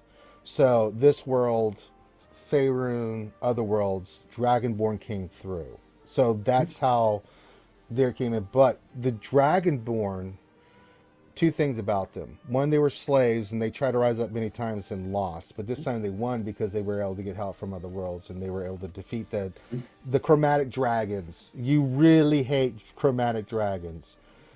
But the other thing you guys hate is you hate deities. Period. You think the gods suck because you guys were enslaved for thousands of years by these evil chromatic dragons. So you don't worship it. Actually, believing in Bahamut is like, you can be put to death for that. However, what's happened recently is that the Dragonborn, as they've learned generations through being on these planets, have learned that there are good dragons and there are bad dragons. They're kind of torn about this. They've learned about Bahamut, they've learned about Tiamat, they've learned about the chromatics, and they still despise them. They will kill them whenever they find them, but they're kind of conflicted when it comes to the metallic dragons, because especially silvers and golds and bronze that fight evil the way that they do really stands out to Dragonborn, because you guys are warriors by nature, right? It's not that to say there's not evil Dragonborn, but there are good in Dragonborn. But the honor of battle and stuff is something that's important to you guys. And Bahamut's kind of in the antithesis of that, you know. It's interesting that this is even being discussed in any sense, because as far as you're raised, you know, you guys are neutral when it comes to gods, especially the dragon gods. As far as you're concerned, dragons are not gods; they're enslavers. But you're conflicted when it comes to metallic dragons, especially Bahamut. Yeah. Okay, so I guess I'll just open with the drawing of Bahamut instead of Coralon. All right, make a that she will allow, but you start drawing Coralon, she's going to get angry with you because the reason being because she saw what you did before and she didn't like it. She was not happy with you there, Bad Rongo. So I can draw a blonde Bahamut. All right, so Joking. so you're gonna draw Bahamut. So make a make a performance check. Yeah, I mean you capture what you think Bahamut looks like. You draw this really nice, amazing picture. It's not your best work, but it's pretty good of this platinum dragon with the 7 wings.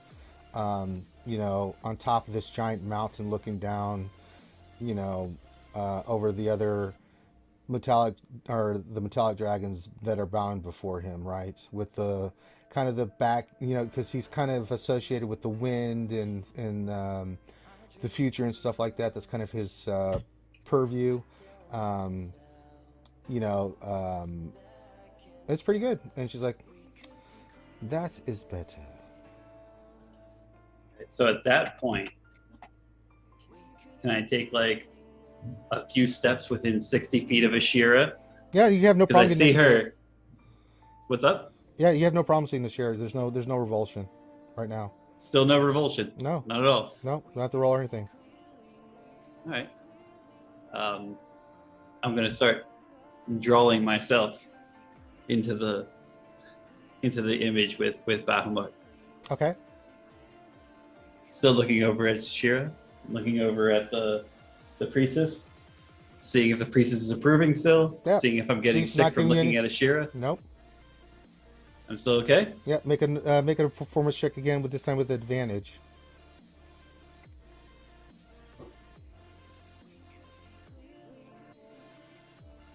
Roll again. 22. Yeah, you really kind of round out this picture of you, you know, just standing there kind of in a humble pose as you draw this picture of you among these other great dragons in the presence of Bahamut. And I look back at the priestess, and she looks okay. She smiles at you, and she kind of gives you a wink. Critty, you can talk. Critty, you can talk. Balin, you don't have any problems. Drom, you can hear now. Everybody that has a problem is clear. I have so many things to say.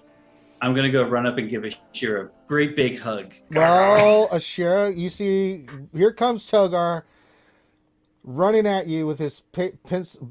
He's got chalk or charcoal in it all over his left hand from drawing, and then a picture in his right hand. He's coming up, running at full force to give you a hug. What do you do? I give him a hug. Oh, Ashira gives him a hug. All right, you guys are cured. And Ashira, the picture looks great. It's a really cool picture. Look at you behaving yourself in a respectable way.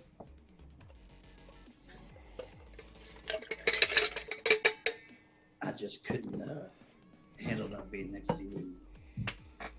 Oh my god. Well, that's made it awkward. I'm drinking some more bourbon after that one. Is she gonna smack me away now? I'm imagining. Sure, what do you do? No, sure, what do you do? I was waiting for the at the last minute I sidestep and trip him. When he's trying Bad Rongo, make an athletics check. Yeah, actually, do you do that, Grim? No, I was saying I was expecting Ashira to do that at the last. Sure, what do second. you do? Do you give him a hug? Do you after he says that? What do you do? I say, well, now you've made it awkward. This was very friendly before, and I was so proud of you for doing the right thing, but now I'm going to step back a little bit. Actually, it's make an insight check, Ashira. Insight? Yeah, insight. Okay. Let me pull things up. There we are. Anytime they roll 20. You Oh, don't get a bad sense. I mean, he seems sincere. But you also can't read him the other way. He could be full of shit, that you've been warned before. So you don't trust him, but you don't get a sense that he's being typical Togar either. Unless, Togar, you want to say, are you being sincere? I'm gonna grab her and hold her tighter and just be like, "It hurts so bad." No, it's just creepy. I'm sorry, I can't help you. Oh my god.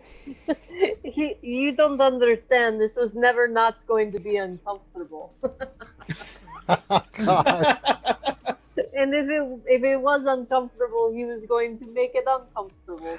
Yeah, it got uncomfortable. I mean, at that point, you're like, you had that momentary flash this year, like, wow. Yeah. Well, Togar's with the entire taken party over. going- He's taken over a new leaf, and then you're like, and it's weird again. And now I'll show her the picture I just drew. She's already seen it. It's not helping. Holy. Yeah, it's not helping. I'm just going to detangle myself from him and be like, at some point you will stop pushing the boundaries, and then things will be good. And I will walk away from it. That is fantastic. All right.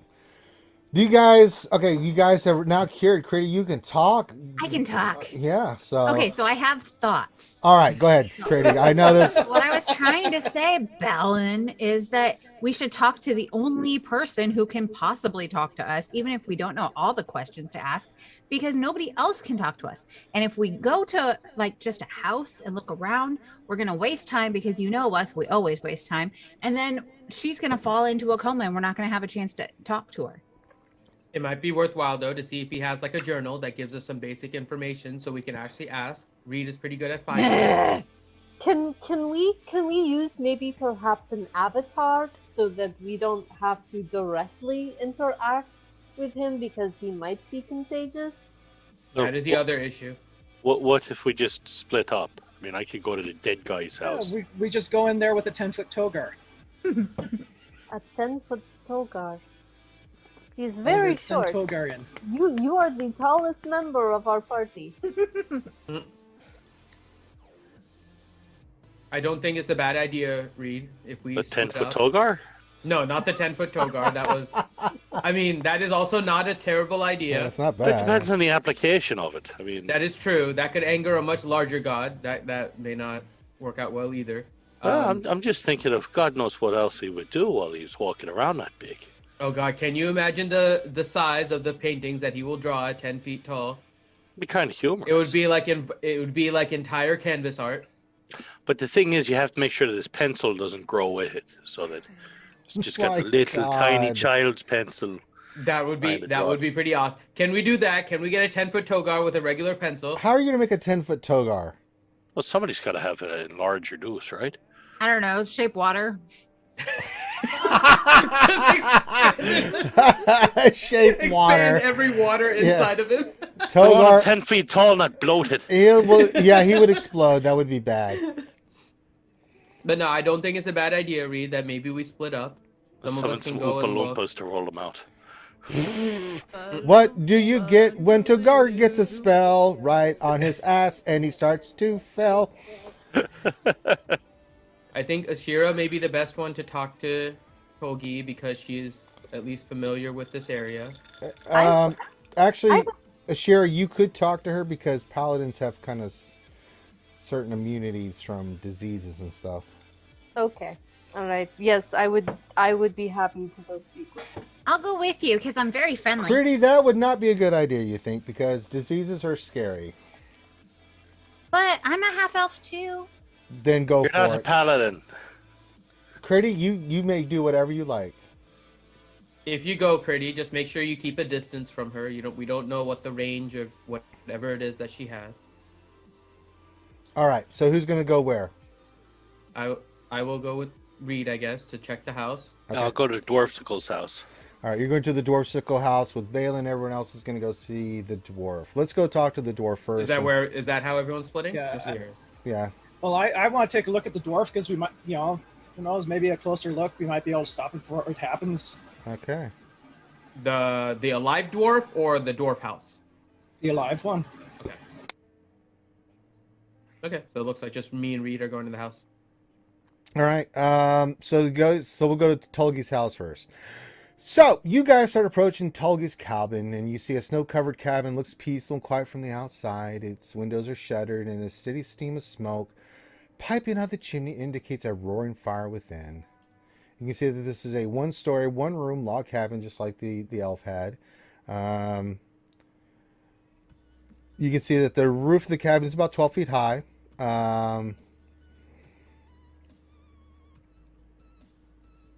And I'm not going to tell you anything else.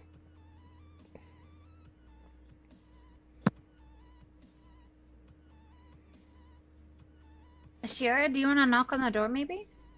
I'm going to stay back here. Like, I'm friendly, but... I thought we were going to the Dorsico's house. No, the other group is you guys are going to go talk to Tulgi. You guys are splitting up the party. All right. Then yeah, I go and I knock on the door. All right. There's no answer. I call out Tolgi.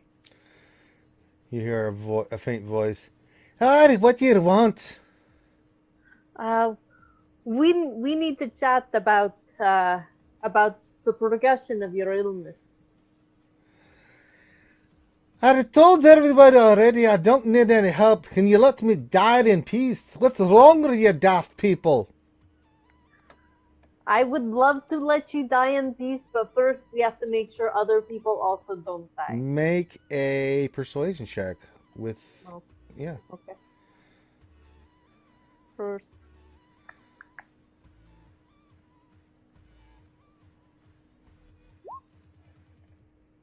All right. You hear just on the other side of the door. All right. Just no peace for me.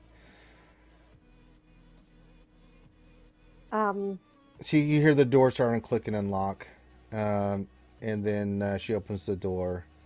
And she's like, just you, your elf. I don't know about your friend there. I'll stay over here. It's okay. All right, that'd be the safest. When you walk in the heat in the small cabin, it hits like a hammer blow.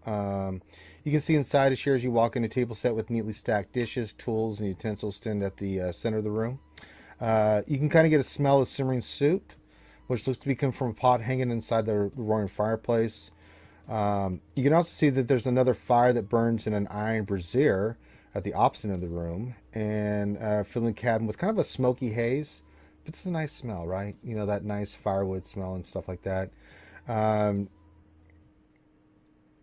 you see and stand in front of you, shivering, with blankets wrapped around them, a dwarf, and you can see bulging blue veins streak her face, neck, and hands.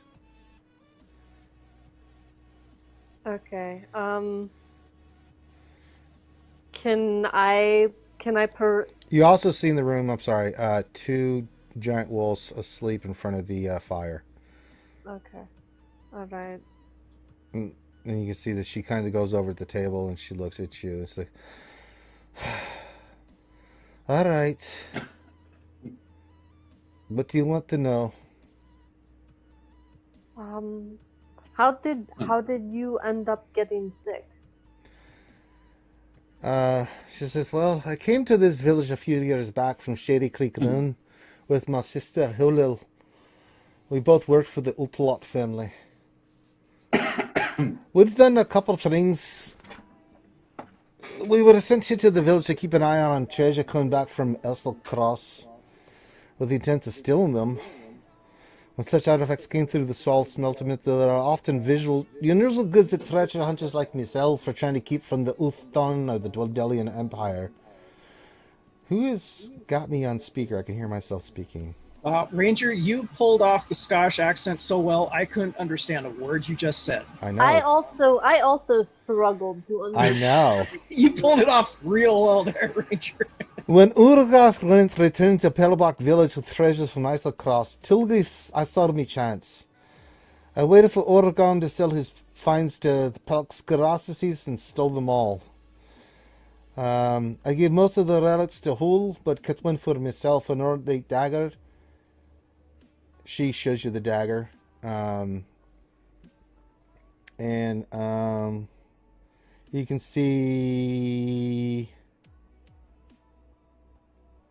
What's your wisdom score? The number. The number on my wisdom score, let's see, it's +7. What's the actual number? Actual number 11. Okay. You see that she hands you an ornate blade and it's gilded sheath tucked under her shirt. You see that it's a gorgeous weapon. Do you take it? No. All right. Make an intelligence check. Okay. Arcana or history?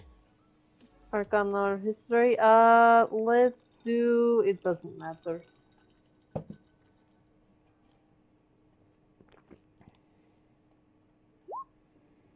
Yeah, that'll do. That'll do, pig. You can see that this, for some reason, you know what this is from. You see that this is a +1 dagger, and it comes from what you believe to be from the symbol on it, the flying city of Aeor. A-E-O-R.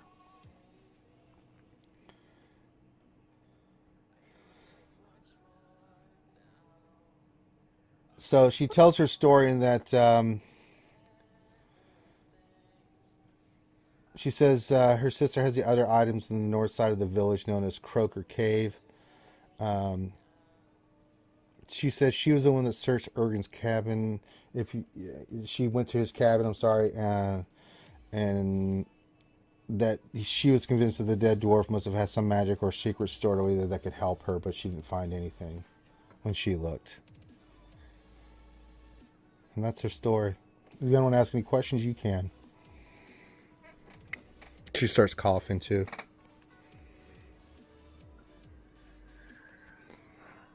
So after you stole these items, is that when you started getting sick? As far as I understand it, yes, but I don't know what caused it. Did you have any direct contact with Urugan? I most certainly did not. Okay. Alright. He had sold them to Pelk's Curiosities, and then I stole them. Okay. Are there any other items at Pelk's Curiosities that have been sold? Do you know? You'd have to go. I don't remember everything. And she starts coughing again. You'd have to go talk to my sister. I gave her the rest of the loot. I just kept this dagger. I thought I could fetch a fine price for it. With your role, you know that dagger is worth a lot of money, Ashira. That is a huge boon right there.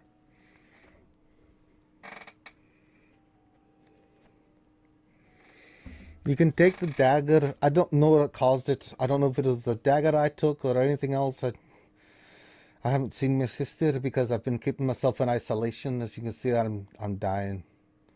I don't have much longer for this world. I saw the priest of Moradin, and they couldn't help me, and I even went to that pointy-eared elfin lady at the Coralon, but she couldn't help me either, and she's a wise one, that's one. Excuse me, Miss Tolgi. Would you like us to give your sister a message for you? I'd tell her that I love her, and that I'm sorry, and I'll see her in the next life.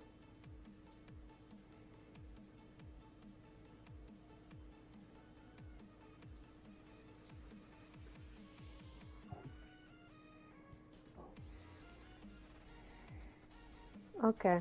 All right. What if is this the only stolen item that you have? The one that I have, yes, dearie. This is it. All right. She says take it. I take it from her. Yeah, nothing happens.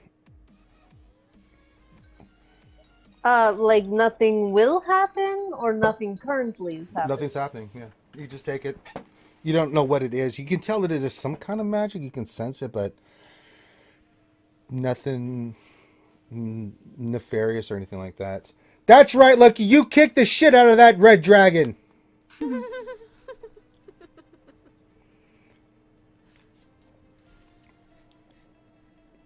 All right. Anything else? Miss Tolgi, is there anything we can do to make you more comfortable? No, I'm sorry there, Daddy, but there's nothing he can do. No one's been able to help me. In the next week or two, I'll be turning into a statue like my friend. And the others that have passed away from this illness. I'll turn into a nice statue and there's nothing he can do. Do you know if any of the other people who have fallen ill have taken anything? I don't know. I couldn't tell you. Okay. I wish I could tell you what if they made contact or what, but I don't know. Okay. Miss Tolgi, Yes, do you know dearie. where that Ergon guy went before he got sick? Ethel Cross. Thank you. You're welcome. You're a nice one, sweetie. She starts coughing really bad again. She's like, all right. She goes, and you see the wolves kind of look up at her and start whining a little bit. She pets him, and she goes and sits on her bed. It's like, I'm tired. I want to lay down. I'm going to eat some soup, and then I'm going to lay down. I'm so tired. Yes, that sounds like a good idea. What do you plan on doing with these wolves when you pass? I've made arrangements. Why? Just wanted to make sure that they were taken care of. Okay. I will She kind of looks at you. She's like, what are you... She really looks at you. She's like, "What are you interested in them?" If they did not have somebody to take care of them, I would make sure they were taken care of one way or another. She kind of looks at you and she smiles a little bit, and these are my pet wolves. They're both females, Iro and Jira. She kind of go see the nice lady, and they kind of one yawns like, the big, that wolf, that dog yawn they do, and they come over to you. Make an animal handling check with advantage because she's kind of encouraging them to go over there. Can I make one too? You're Am I close you're enough? not close enough to, yeah, unfortunately, Crudy. Well, you rolled 3 times. Let me see what you got here. Not you're one of them. Okay, 14. So, yeah, you actually, they come up and sniff your hand, and you don't really show any fear or anything. I mean, these are wolves. These are not dogs. These are real wolves. Gorgeous. One's pure white, and the other one's kind of grayish, black, gray, white as well. And they kind of come up and sniff your hand, and they let you pet them, and they accept you. It's like, all right, well, I'll leave you in mind if you to look after them if anything happens. So if anything happens to me, just make sure that it's taken care of. How do you see fit? I would be honored to care for these wolves. And can I cast aid on her? You can, yeah. Okay.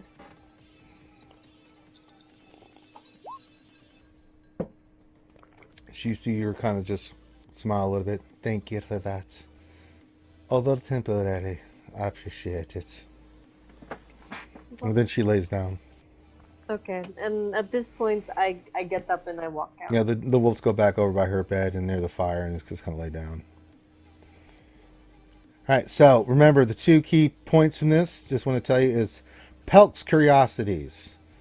And then the other one was the... Croker Cave? Croker Cave, yes.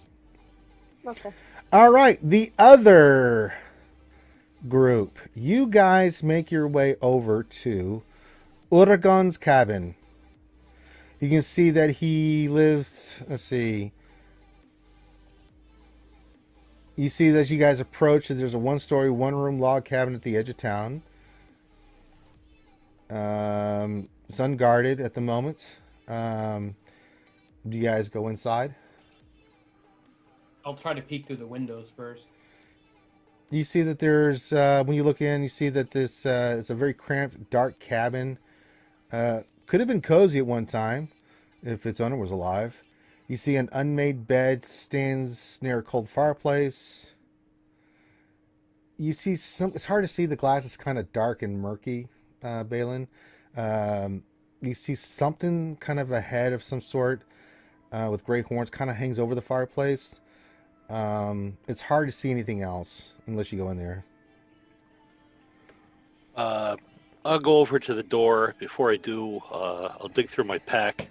Mm-hmm. I've got a set of winter clothes, so I'll take the gloves from that. Okay. And then I'll take a spare shirt, sort of wrap it around my face in enough of a way to just cover up my mouth. Actually, you've got a bandana. You could put a bandana over your face. I would allow that. All right. Do the best I can. Yeah. All right. So you do that. Are you going into Balin? I mean, the rest of the party. Reed, yeah. Okay. Reed is the one that'll. Are you taking any precautions like Reed? I mean, I'm in my winter clothes, right? So. You have your gloves on, but are you going to put on? You see him put on a bandana covering his face. It's yeah. I'll put on kind of like the heavy winter jacket and everything, cover myself as much as possible. And... Do you cover your face, nose, and mouth? Yes. Okay. Yes. Nose. You mouth, draw from the last 2 years of real world experience. Yeah. Did you get the second vaccine? I turn into COVID, man. Do you get the second vaccination, Finn? Is what I want to know. God damn it. I need the first one first. Well, really, you're a doctor. You know the first goddamn shot, Finn. Get the fuck out of here. Balin's not. Oh, Balin doesn't. Okay. Sorry. Say, Finn, if you didn't have that, I'd about to kick your ass. Finn's been vaccinated for months. I know. I just want to give you a hard time. Okay. Balin, on the other hand, I'm very disappointed in. Been watching too much. What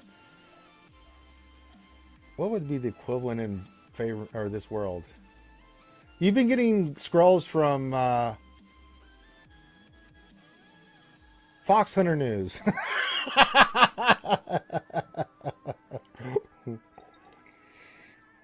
All right.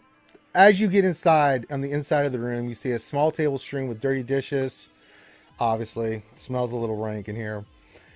You see a set with a dwarf-sized chair stands for 2 empty shelves whose contents are scattered across the floor, kitchen utensils, dried foodstuffs. You see some adventuring gear, and you see a few books. Who would like to make the investigation check?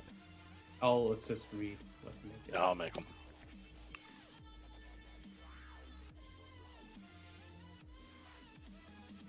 So make it with advantage? Yeah, you guys are both in there. A 16. That's good enough. Actually, before you do that. Too late. He already did it. No. Oh, yeah. Wait.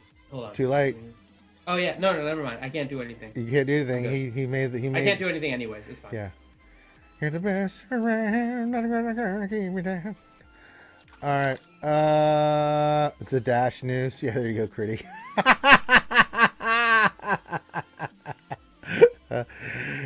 Hear ye! Town crier. It's been reported that there's a disease. Do not get the first shots. All right, where do you want to look first? You can see there's some equipment, a mounted head, a strange receipt. It looks like some kind of paperwork. You're not sure. Which one do you want to use your 69? I'm going to have you do this a couple times. The receipt. Okay, you check and find a folded receipt that was used as a bookmark. You can kind of start going through the books there. The receipt is dated 2 months previous and indicates that Ergen sold several Aeorian items found in Esselcross to local antique shop Pelk's Curiosity for 1,000 gold pieces.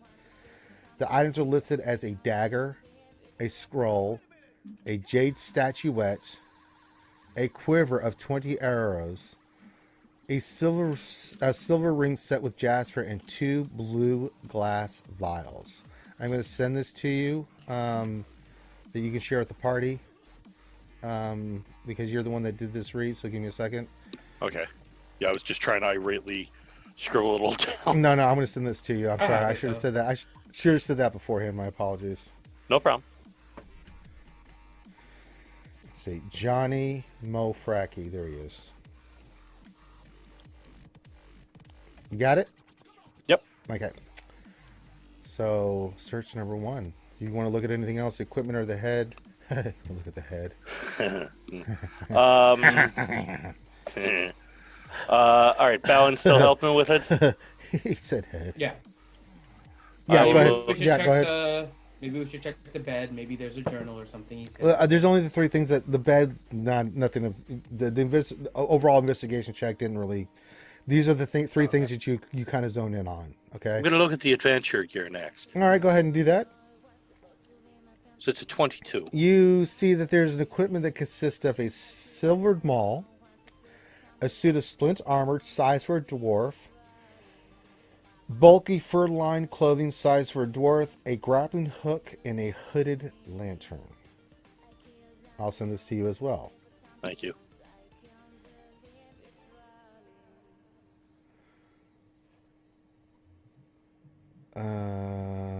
Okay.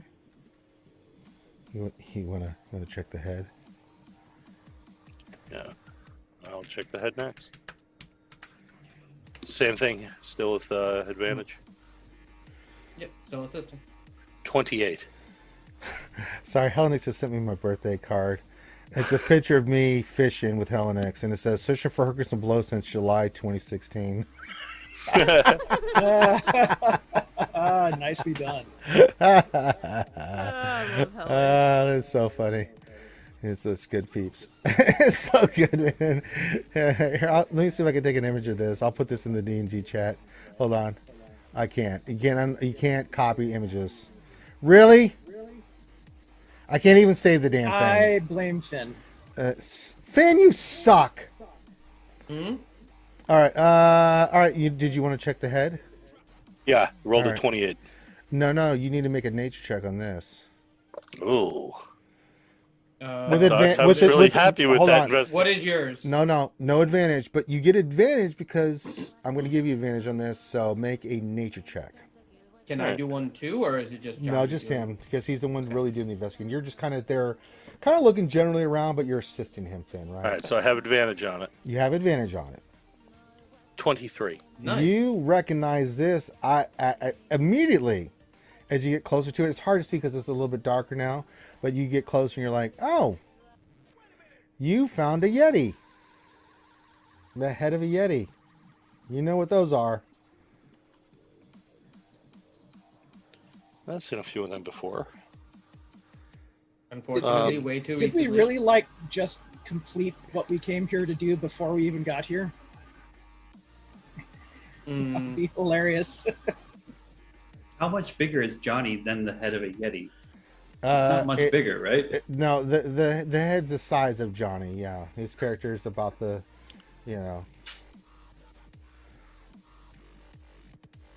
Is there any damage to the skull that's on the mantle? It's one of those kind of those trophies you see from. Yeah, but no damage to the skull itself. Right? No. Mm-mm.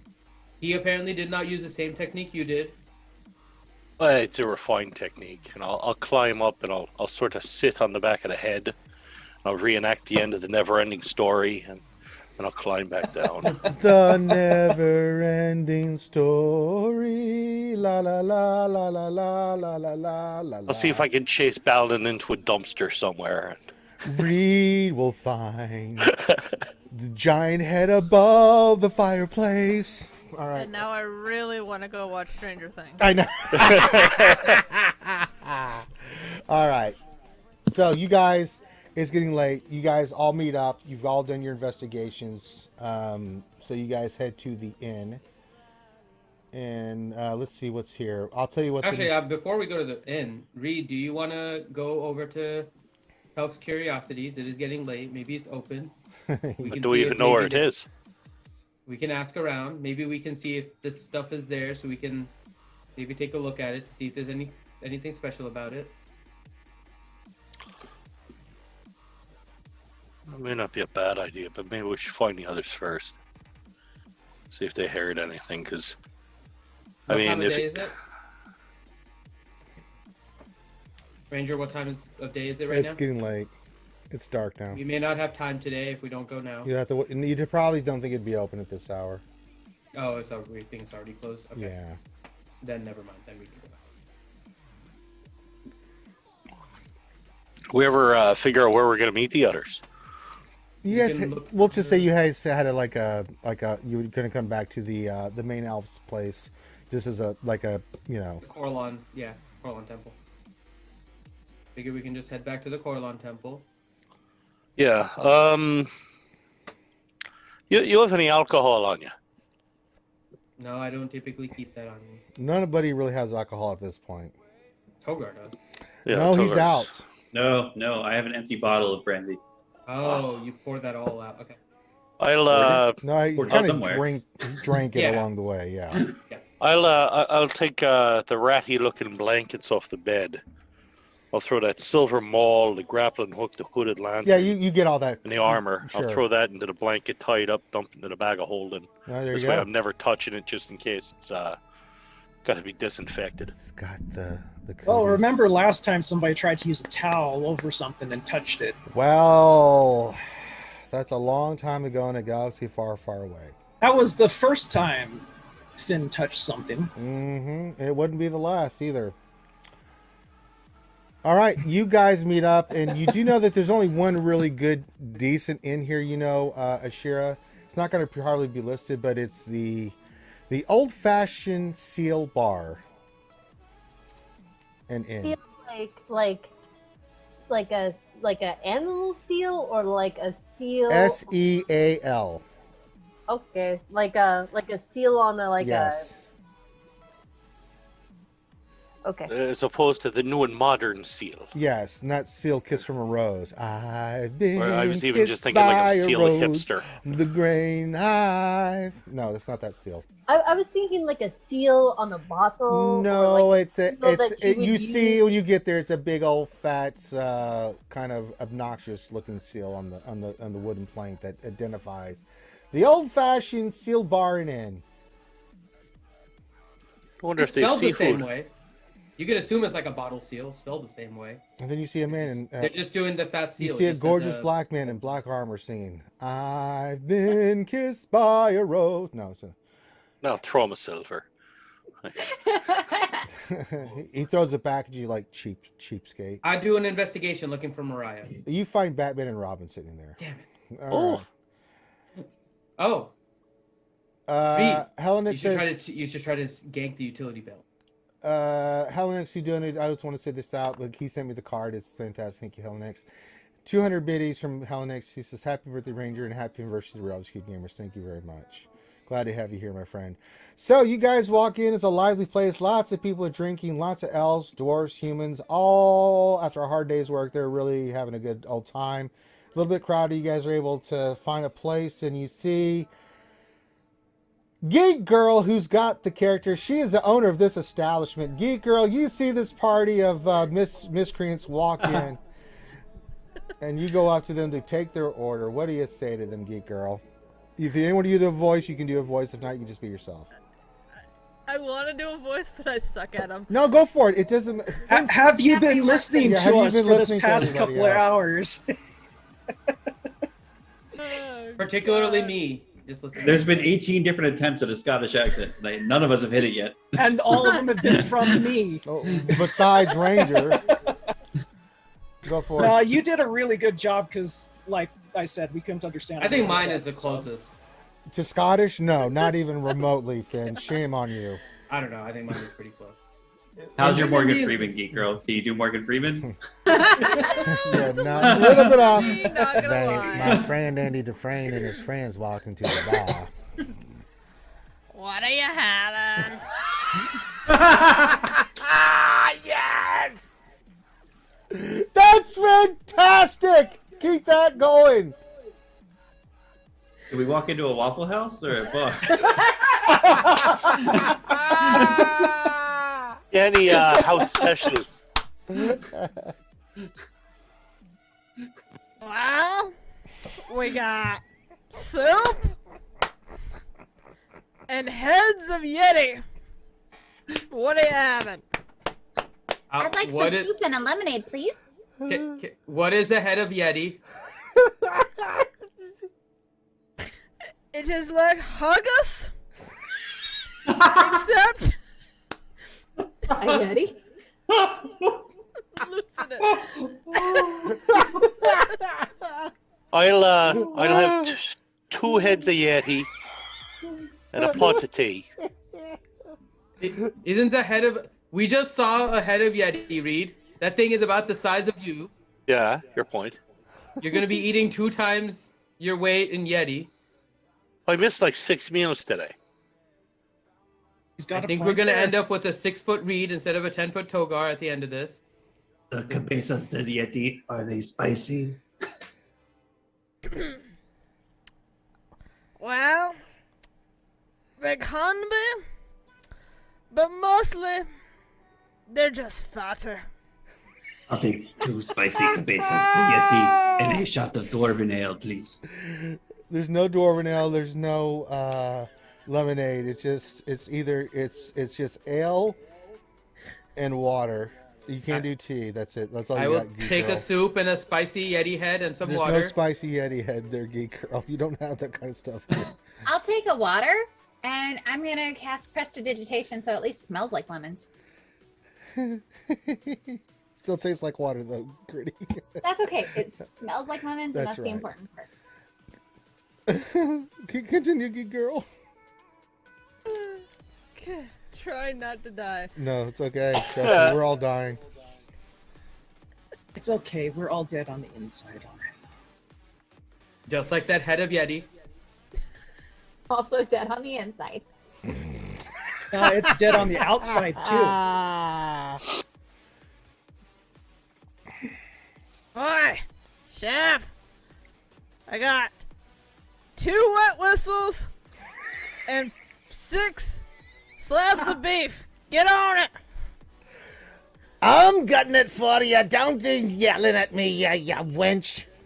I don't think that's the stuff we ordered. Who you calling a wench, you Listen piece of here, crap? you filthy woman. I'll kill you, you dirty. All right, I'll go get it. I don't know what is going on here. This place is confusing. You see this disgruntled older dwarf comes up and brings you literally this meat dish that's shaped into the head of it's not a giant Yeti head, but it's shaped into the size of a Yeti. And then everybody who orders soup gets soup, and then tea, ale, and water is brought. I'm just going to watch as Reed proceeds to eat like 2 heads of Yeti. It's Amazement. It's basically like a meat pie. They just call it the head of Yeti, that they shaped it into the head to look like a Yeti. But is it the size of a head of a Yeti? No, it's big though. It's for a human. If it's not the size, that's different. It's like Okay. this. So I would say the. Well, it's not the size that Think counts. of an apple pie. That's just what they say when they don't have just the think size. of a giant meat pie like you would get in England. and So stuff. it's like how shepherd's pie isn't made from real shepherds? That's right. See? Oh, okay. Yeah, Critty gets it. Oh, well, that's disappointing. Mm-hmm. I mean, it would have been a good source of meat because there are so many Yetis around. I mean, There's that it'd be like buttload raising of- your own cattle. Yeah. I don't know, Togar, do you think shepherds bathe enough that they'd be all right in the shepherd's pie if that's what they were made with?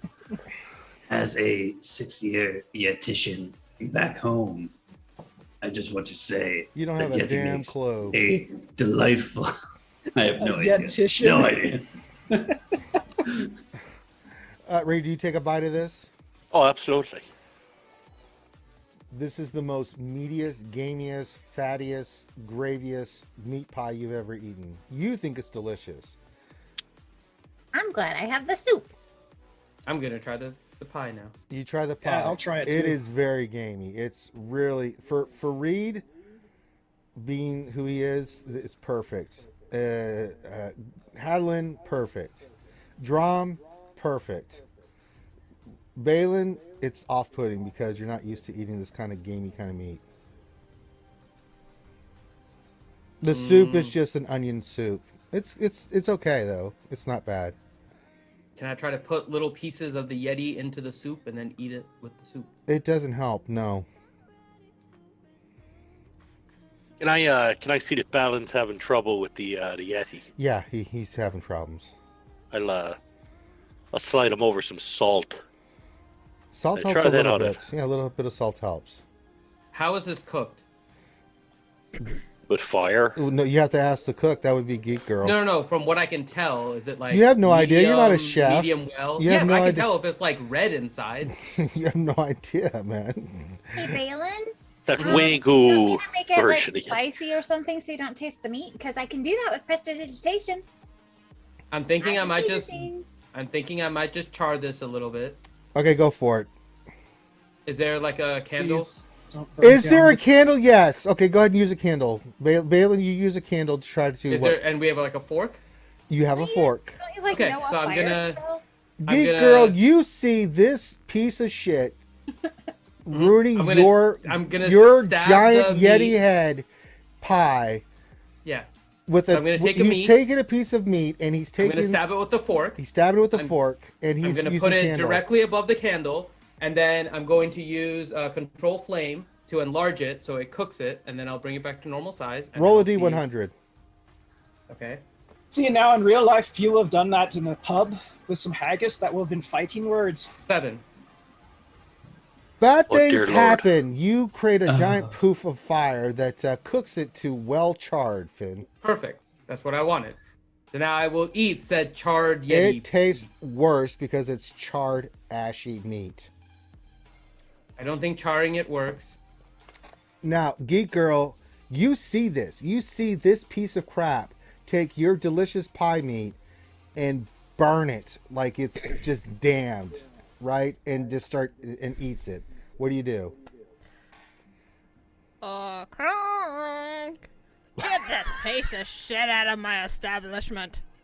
I don't want it. He looks tough. I don't care. I don't pay you to not. Listen here, Devil Woman. All right, I'll do it. You see this older dwarf with like the top of his head completely bald with like long white hair and a gray mustache and beard come over. All right, you, that's enough out of there. Get the hell out of here. We don't like your kind here burning our pies the way that, cooking the meat the way you do. Okay. I'll get up and I'll proceed to go back to the Temple of Corlon. It's close. The temple is closed? Mm-hmm. Okay. I will look for a different inn then. There are no other inns here. I thought there were others. This was the only reputable Okay, one. you really want to go to one of those other inns. Okay, Finn. We'll come back to you in a second. Oh God, this is just Balin wandering the streets with Oh, sad in the folk red music. light district. Wait, we're going to irreputable inns? Mhm. Oh, God. You want to join me, Togar? I think I've been drawn from the Baphomet back into the Togar. Balin, see if the hotels rooms are available by the hour. I don't need an hour. It's a twofer for him then. Oh, my God. All right, so the rest of you are sitting there eating. You guys wanted to try to glean some information either from the dwarf or the owner, who is, I don't know, Geeker. What does your character look like? I mean, what kind of race or what does your character look like? Oh gosh. You just think what we would like to play, or you can be anything. I don't really care. No pressure. You know, in my head, I have kind of a Scottish Roz. 100%. Absolutely, please. I'm with it. All right, so a human, kind of Scottish older lady. Yeah. Okay, that's perfect. Who's smoked, her entire life. Oh yeah, you got a pipe in your mouth the entire time. Yeah, when you're behind the bar, you're smoking, and when you're going up to people, you got the pipe in your mouth. It's a corncob pipe, because a longer pipe would not be conducive to the colder weather. So yeah. All right. All right, I kicked them out. What else do you want me to do? I want you to go in the back and take care of the stock. Oh, Christ. All right, just goddamn demon woman. He starts walking off.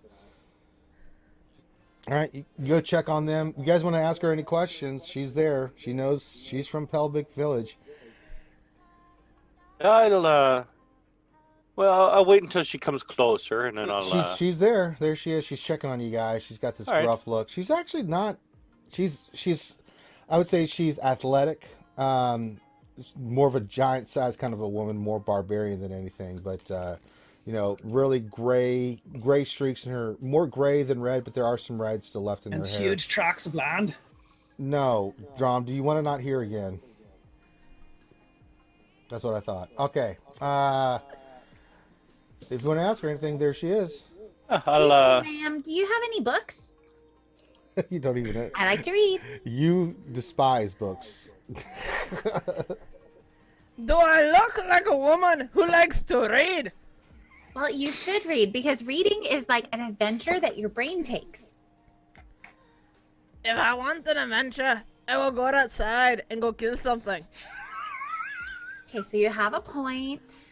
Have you ever thought about writing a book about your adventures? Does it look like I was taught to write and read? Go find I did a not nook go and to read a school. book. I got sent off to the farm to learn how to actually do something useful with my life. Reading and writing can be useful. Sure. Like just earlier today, If I you couldn't are fancy. write to all my friends. I'm gonna die. Don't do that. You're gonna set me off. I'm gonna die. This is the best ever.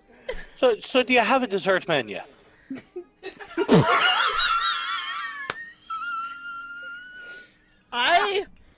We have bananas Foster. Oh.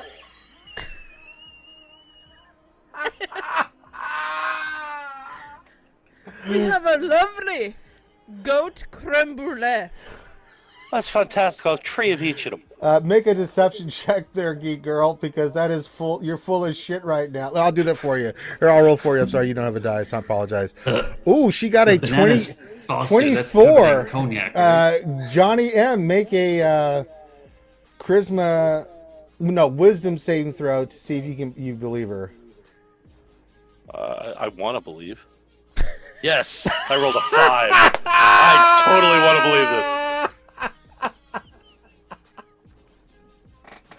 Oh God! I am just salivating right now. That sounds absolutely grand. I'll take 3 of each.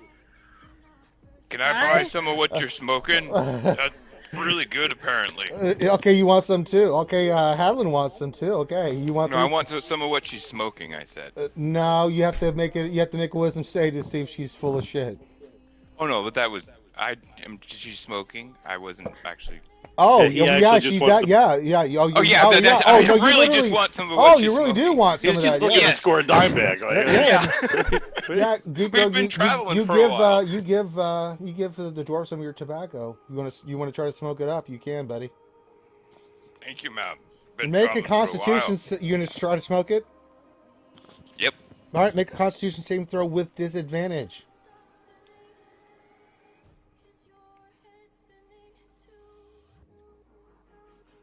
No. Oh no. Roll again. I just want to see what happens. Yeah. oh. You see Hallen start. He puts she's like, all right, and she gives him some, and he starts putting in his pipe, and he starts lighting it up. And Hallen, you've never coughed this much since you were a young dwarf who started to smoke his pipe. This is the most potent shit you've ever laid your mitts on. He promptly loads another one and goes again. It's really bad. He's really excited that that's finally happening again. Strangely, he's turning green. He's just looking this is some harsh stuff. All right, you see, Geeker, what do you say to the dwarf to bring out the desserts?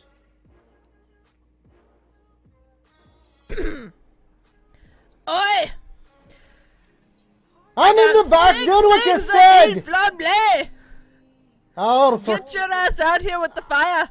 What make up your dead mind? What am I trying to do to the goddamn inventory like you saw? Goddamn, no, I don't bring it out. You see the dwarf come out there. He brings you, Reed, 3 crummy pieces of vanilla plain cake. There you go, fancy pants.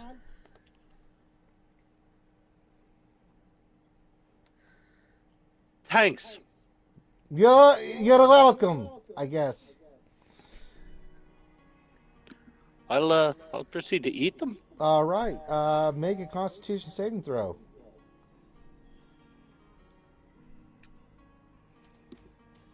Oh boy, 8. You want to spit this out immediately. This is the nastiest. What you think is a cake substance that is not a cake substance. You're not sure what it is. I'll gracefully spit it to my napkin and then put Make the a rest sleight of on hand Balin's check. plate. Make a sleight of hand check. 17. Now we're gonna roll for Geek Girl. See if she sees you doing this. Natural 19. She does catch you doing this. Shite. You see him take a bite of your delicious, shitty cake, but you think it's the best ever, Geek Girl. And he tries to hide the fact that he takes some bites, he chews on it, and then he tries to take his napkin and spit it. You catch him doing this. That makes you angry. You bloody bastard! If you don't like my food, you can get the hell out! It's just fine. I'm just full of 2 of the Yeti heads. You dare lie to me? And my own establishment? Then be fighting words, you bastard.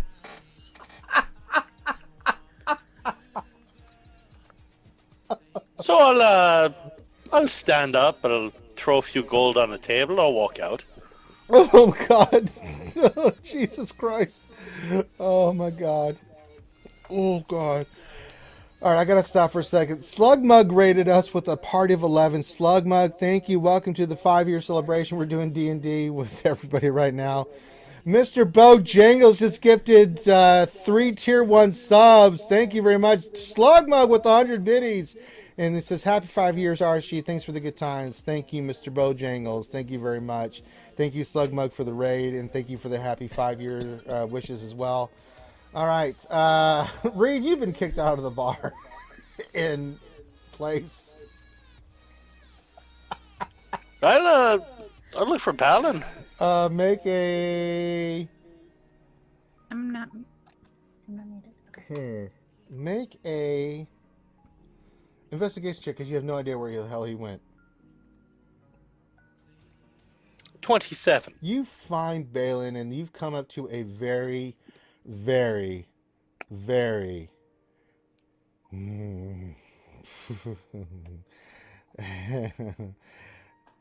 very run down kind of establishment.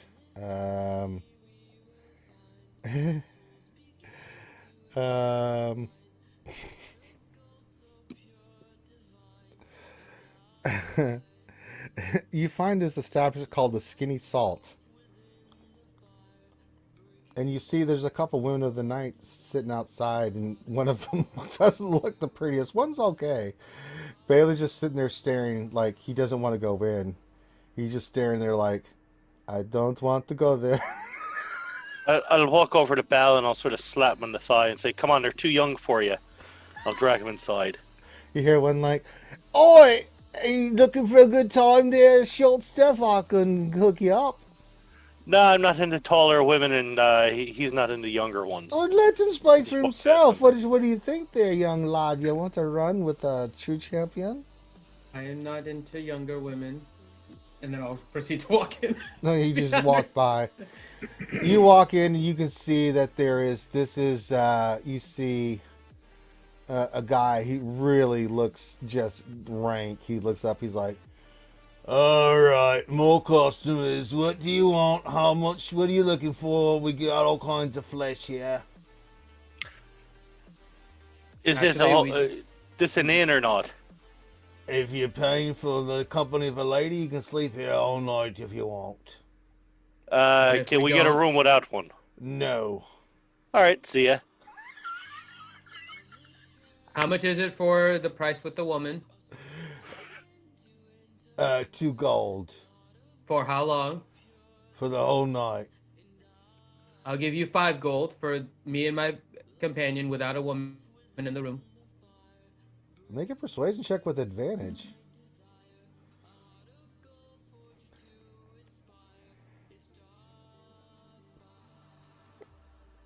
Jesus, 26? Hmm? Let me see your gold. Yep. I'll put 5 gold on the table for him. He does one of those things where he just looks. His other eye opens because it was kind of shut, and it opens. His mouth drops open. He's like, oh.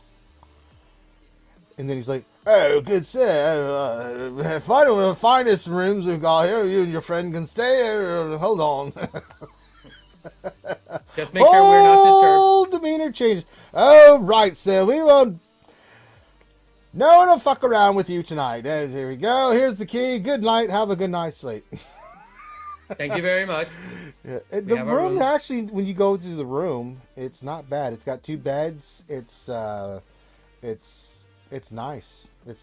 Considering where you're at and where this establishment is, it's not bad. It's not great, but it's not bad. It's clean. It's serviceable. It's okay. View outside the windows. Windows? There's no windows? Perfect. No, that's even better. I'll immediately go into my pack. I'll pull up my ball of string and a bell. I'll tie off the doorknob so that if anyone enters, we'll hear it. And then I'll see if there's a chair there that I'll sort of shove under the doorknob just to lock it. Mm-hmm. All right. The other group, you guys finish your meal. Is there any information you guys want to glean from Geek Girl's character? I'd like to have a room before any more shenanigans happen and I get kicked out. All right. You actually appreciate that, Geek Girl, that she's being honest about it. It's 2 silver per room. I will happily pay that. Thank you. Okay. Anybody else? Yeah.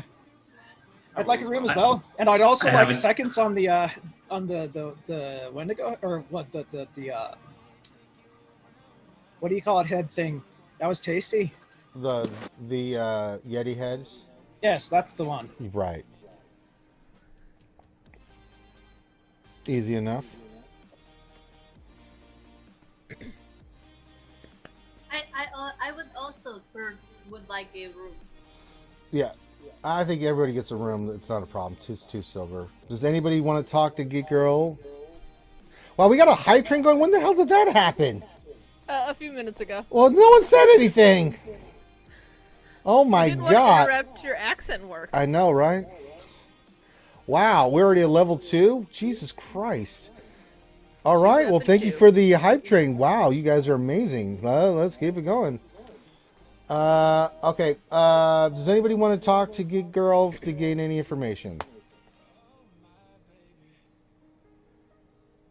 I'm not a charisma character. I'll just ask. I'll speak with her. Didn't stop the rest of us. All right, Sherry, you go up to Geek Girl. She's you guys eat your meal. Most everybody goes upstairs. You guys all acquired rooms. It's on the cheap, 2 silver, which is actually pretty good for you, Geek Girl. You've actually made a killing tonight with the food and everything. You're doing all right. Hello there. How can I help you? Good evening. I was wondering if you knew anything about the ailments that have been falling the villagers. So, Geek Girl, however you want to express this, all right, Corinth, I saw what you did there, you sneaky bitch. That's 5 gifted tier 1 subs. Wow, level 3 hype train during D&D. What the fuck is going on? All right, let me back into end scene. Wow, Corinth, you're a beast. Geek Girl, you knew everybody that was affected. You knew the dwarves. You didn't know them well, but you know the people here that they've been affected. You don't understand it. You just know that they're really sick. So if you want to express that however you want, go ahead. I know many of the people involved. However, I am a simple woman. I do not know why they are sick. Holy shit. What the fuck is going on? Yeah, that just made me go, holy shit. Level 3 hype train, 3% away from 4. As bad, Rongo, psycho ass. just gifted 5 tier 1 subs as well. Jesus H. Christ. Good Lord. Wow. We've already had a couple of hype trains today that have been ridiculous. So this is... It was 6, not 5. It was 1 higher. Oh, it was 1 higher. Well, then Hell Nix Please go took care of 1 it with higher. Well, Hell Nix made us go to level 4. Can we get to level 5? Because he just donated 100 biddies to make sure we hit that level 4 hype train. Jesus Christ. Okay, I'm sorry. I'm getting distracted. We're just getting blitzed right now in the chat. Go ahead, Geek Girl. I'm sorry. Holy crap. It is something that eludes my understanding of the world. I don't know why they are sick, although I am greatly saddened by it.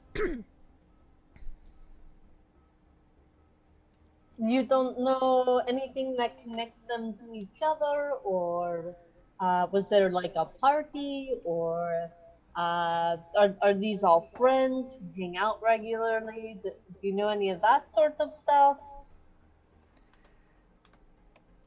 There was a community party a little while back, but not everyone was there. So I don't know how everyone is connected. What sort of party was it? All you know, Geek Girl, is that the Ergon had gone to Isle Cross, which he had done a few times, and went with the adventuring group, and that's all you know. It was a farewell party for someone who was going on an adventure. He was returning to a place that he has been many times. And we were celebrating his start of his journey, as it is good to celebrate the beginnings of things. I agree. It is very good to celebrate beginnings. And so I lift up my cup of tea and I cheers her. And I said, here is to new friendships. And I drink the tea down like it's booze. To new friends. All right. It's always a joy. There you go. All right. All right, we're at level 4 hype train. I can't believe this. 230 left. If you guys want to get it to level 5, can we hit a level 5 hype train on D&D? Jesus Christ, I don't even know. I can't believe I'm saying this. Level 5 hype train on D&D. Sweet baby Jesus.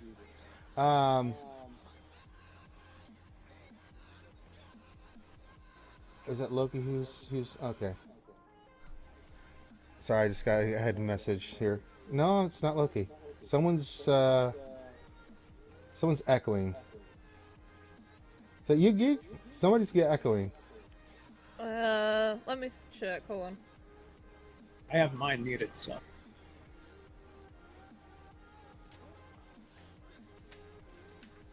I mean, I've been hearing the echo for a while, but I thought it was coming off of you. I didn't know. It's not me. No, yeah, now it's gone off of you. Somebody had it. I don't know who it was.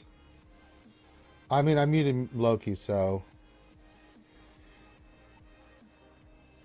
All right, minute 30 left on the hype train. If you guys want to get to level 5, please do. So, all right. That being said, nothing else transpires. You guys all, yeah. Sorry, I wasn't hearing it until recently, so I apologize to everybody. I don't have the best hearing in the world. Sorry. Too many times near the eardrums, and I have really bad hearing, so sometimes I don't hear stuff. So, play a spoof song.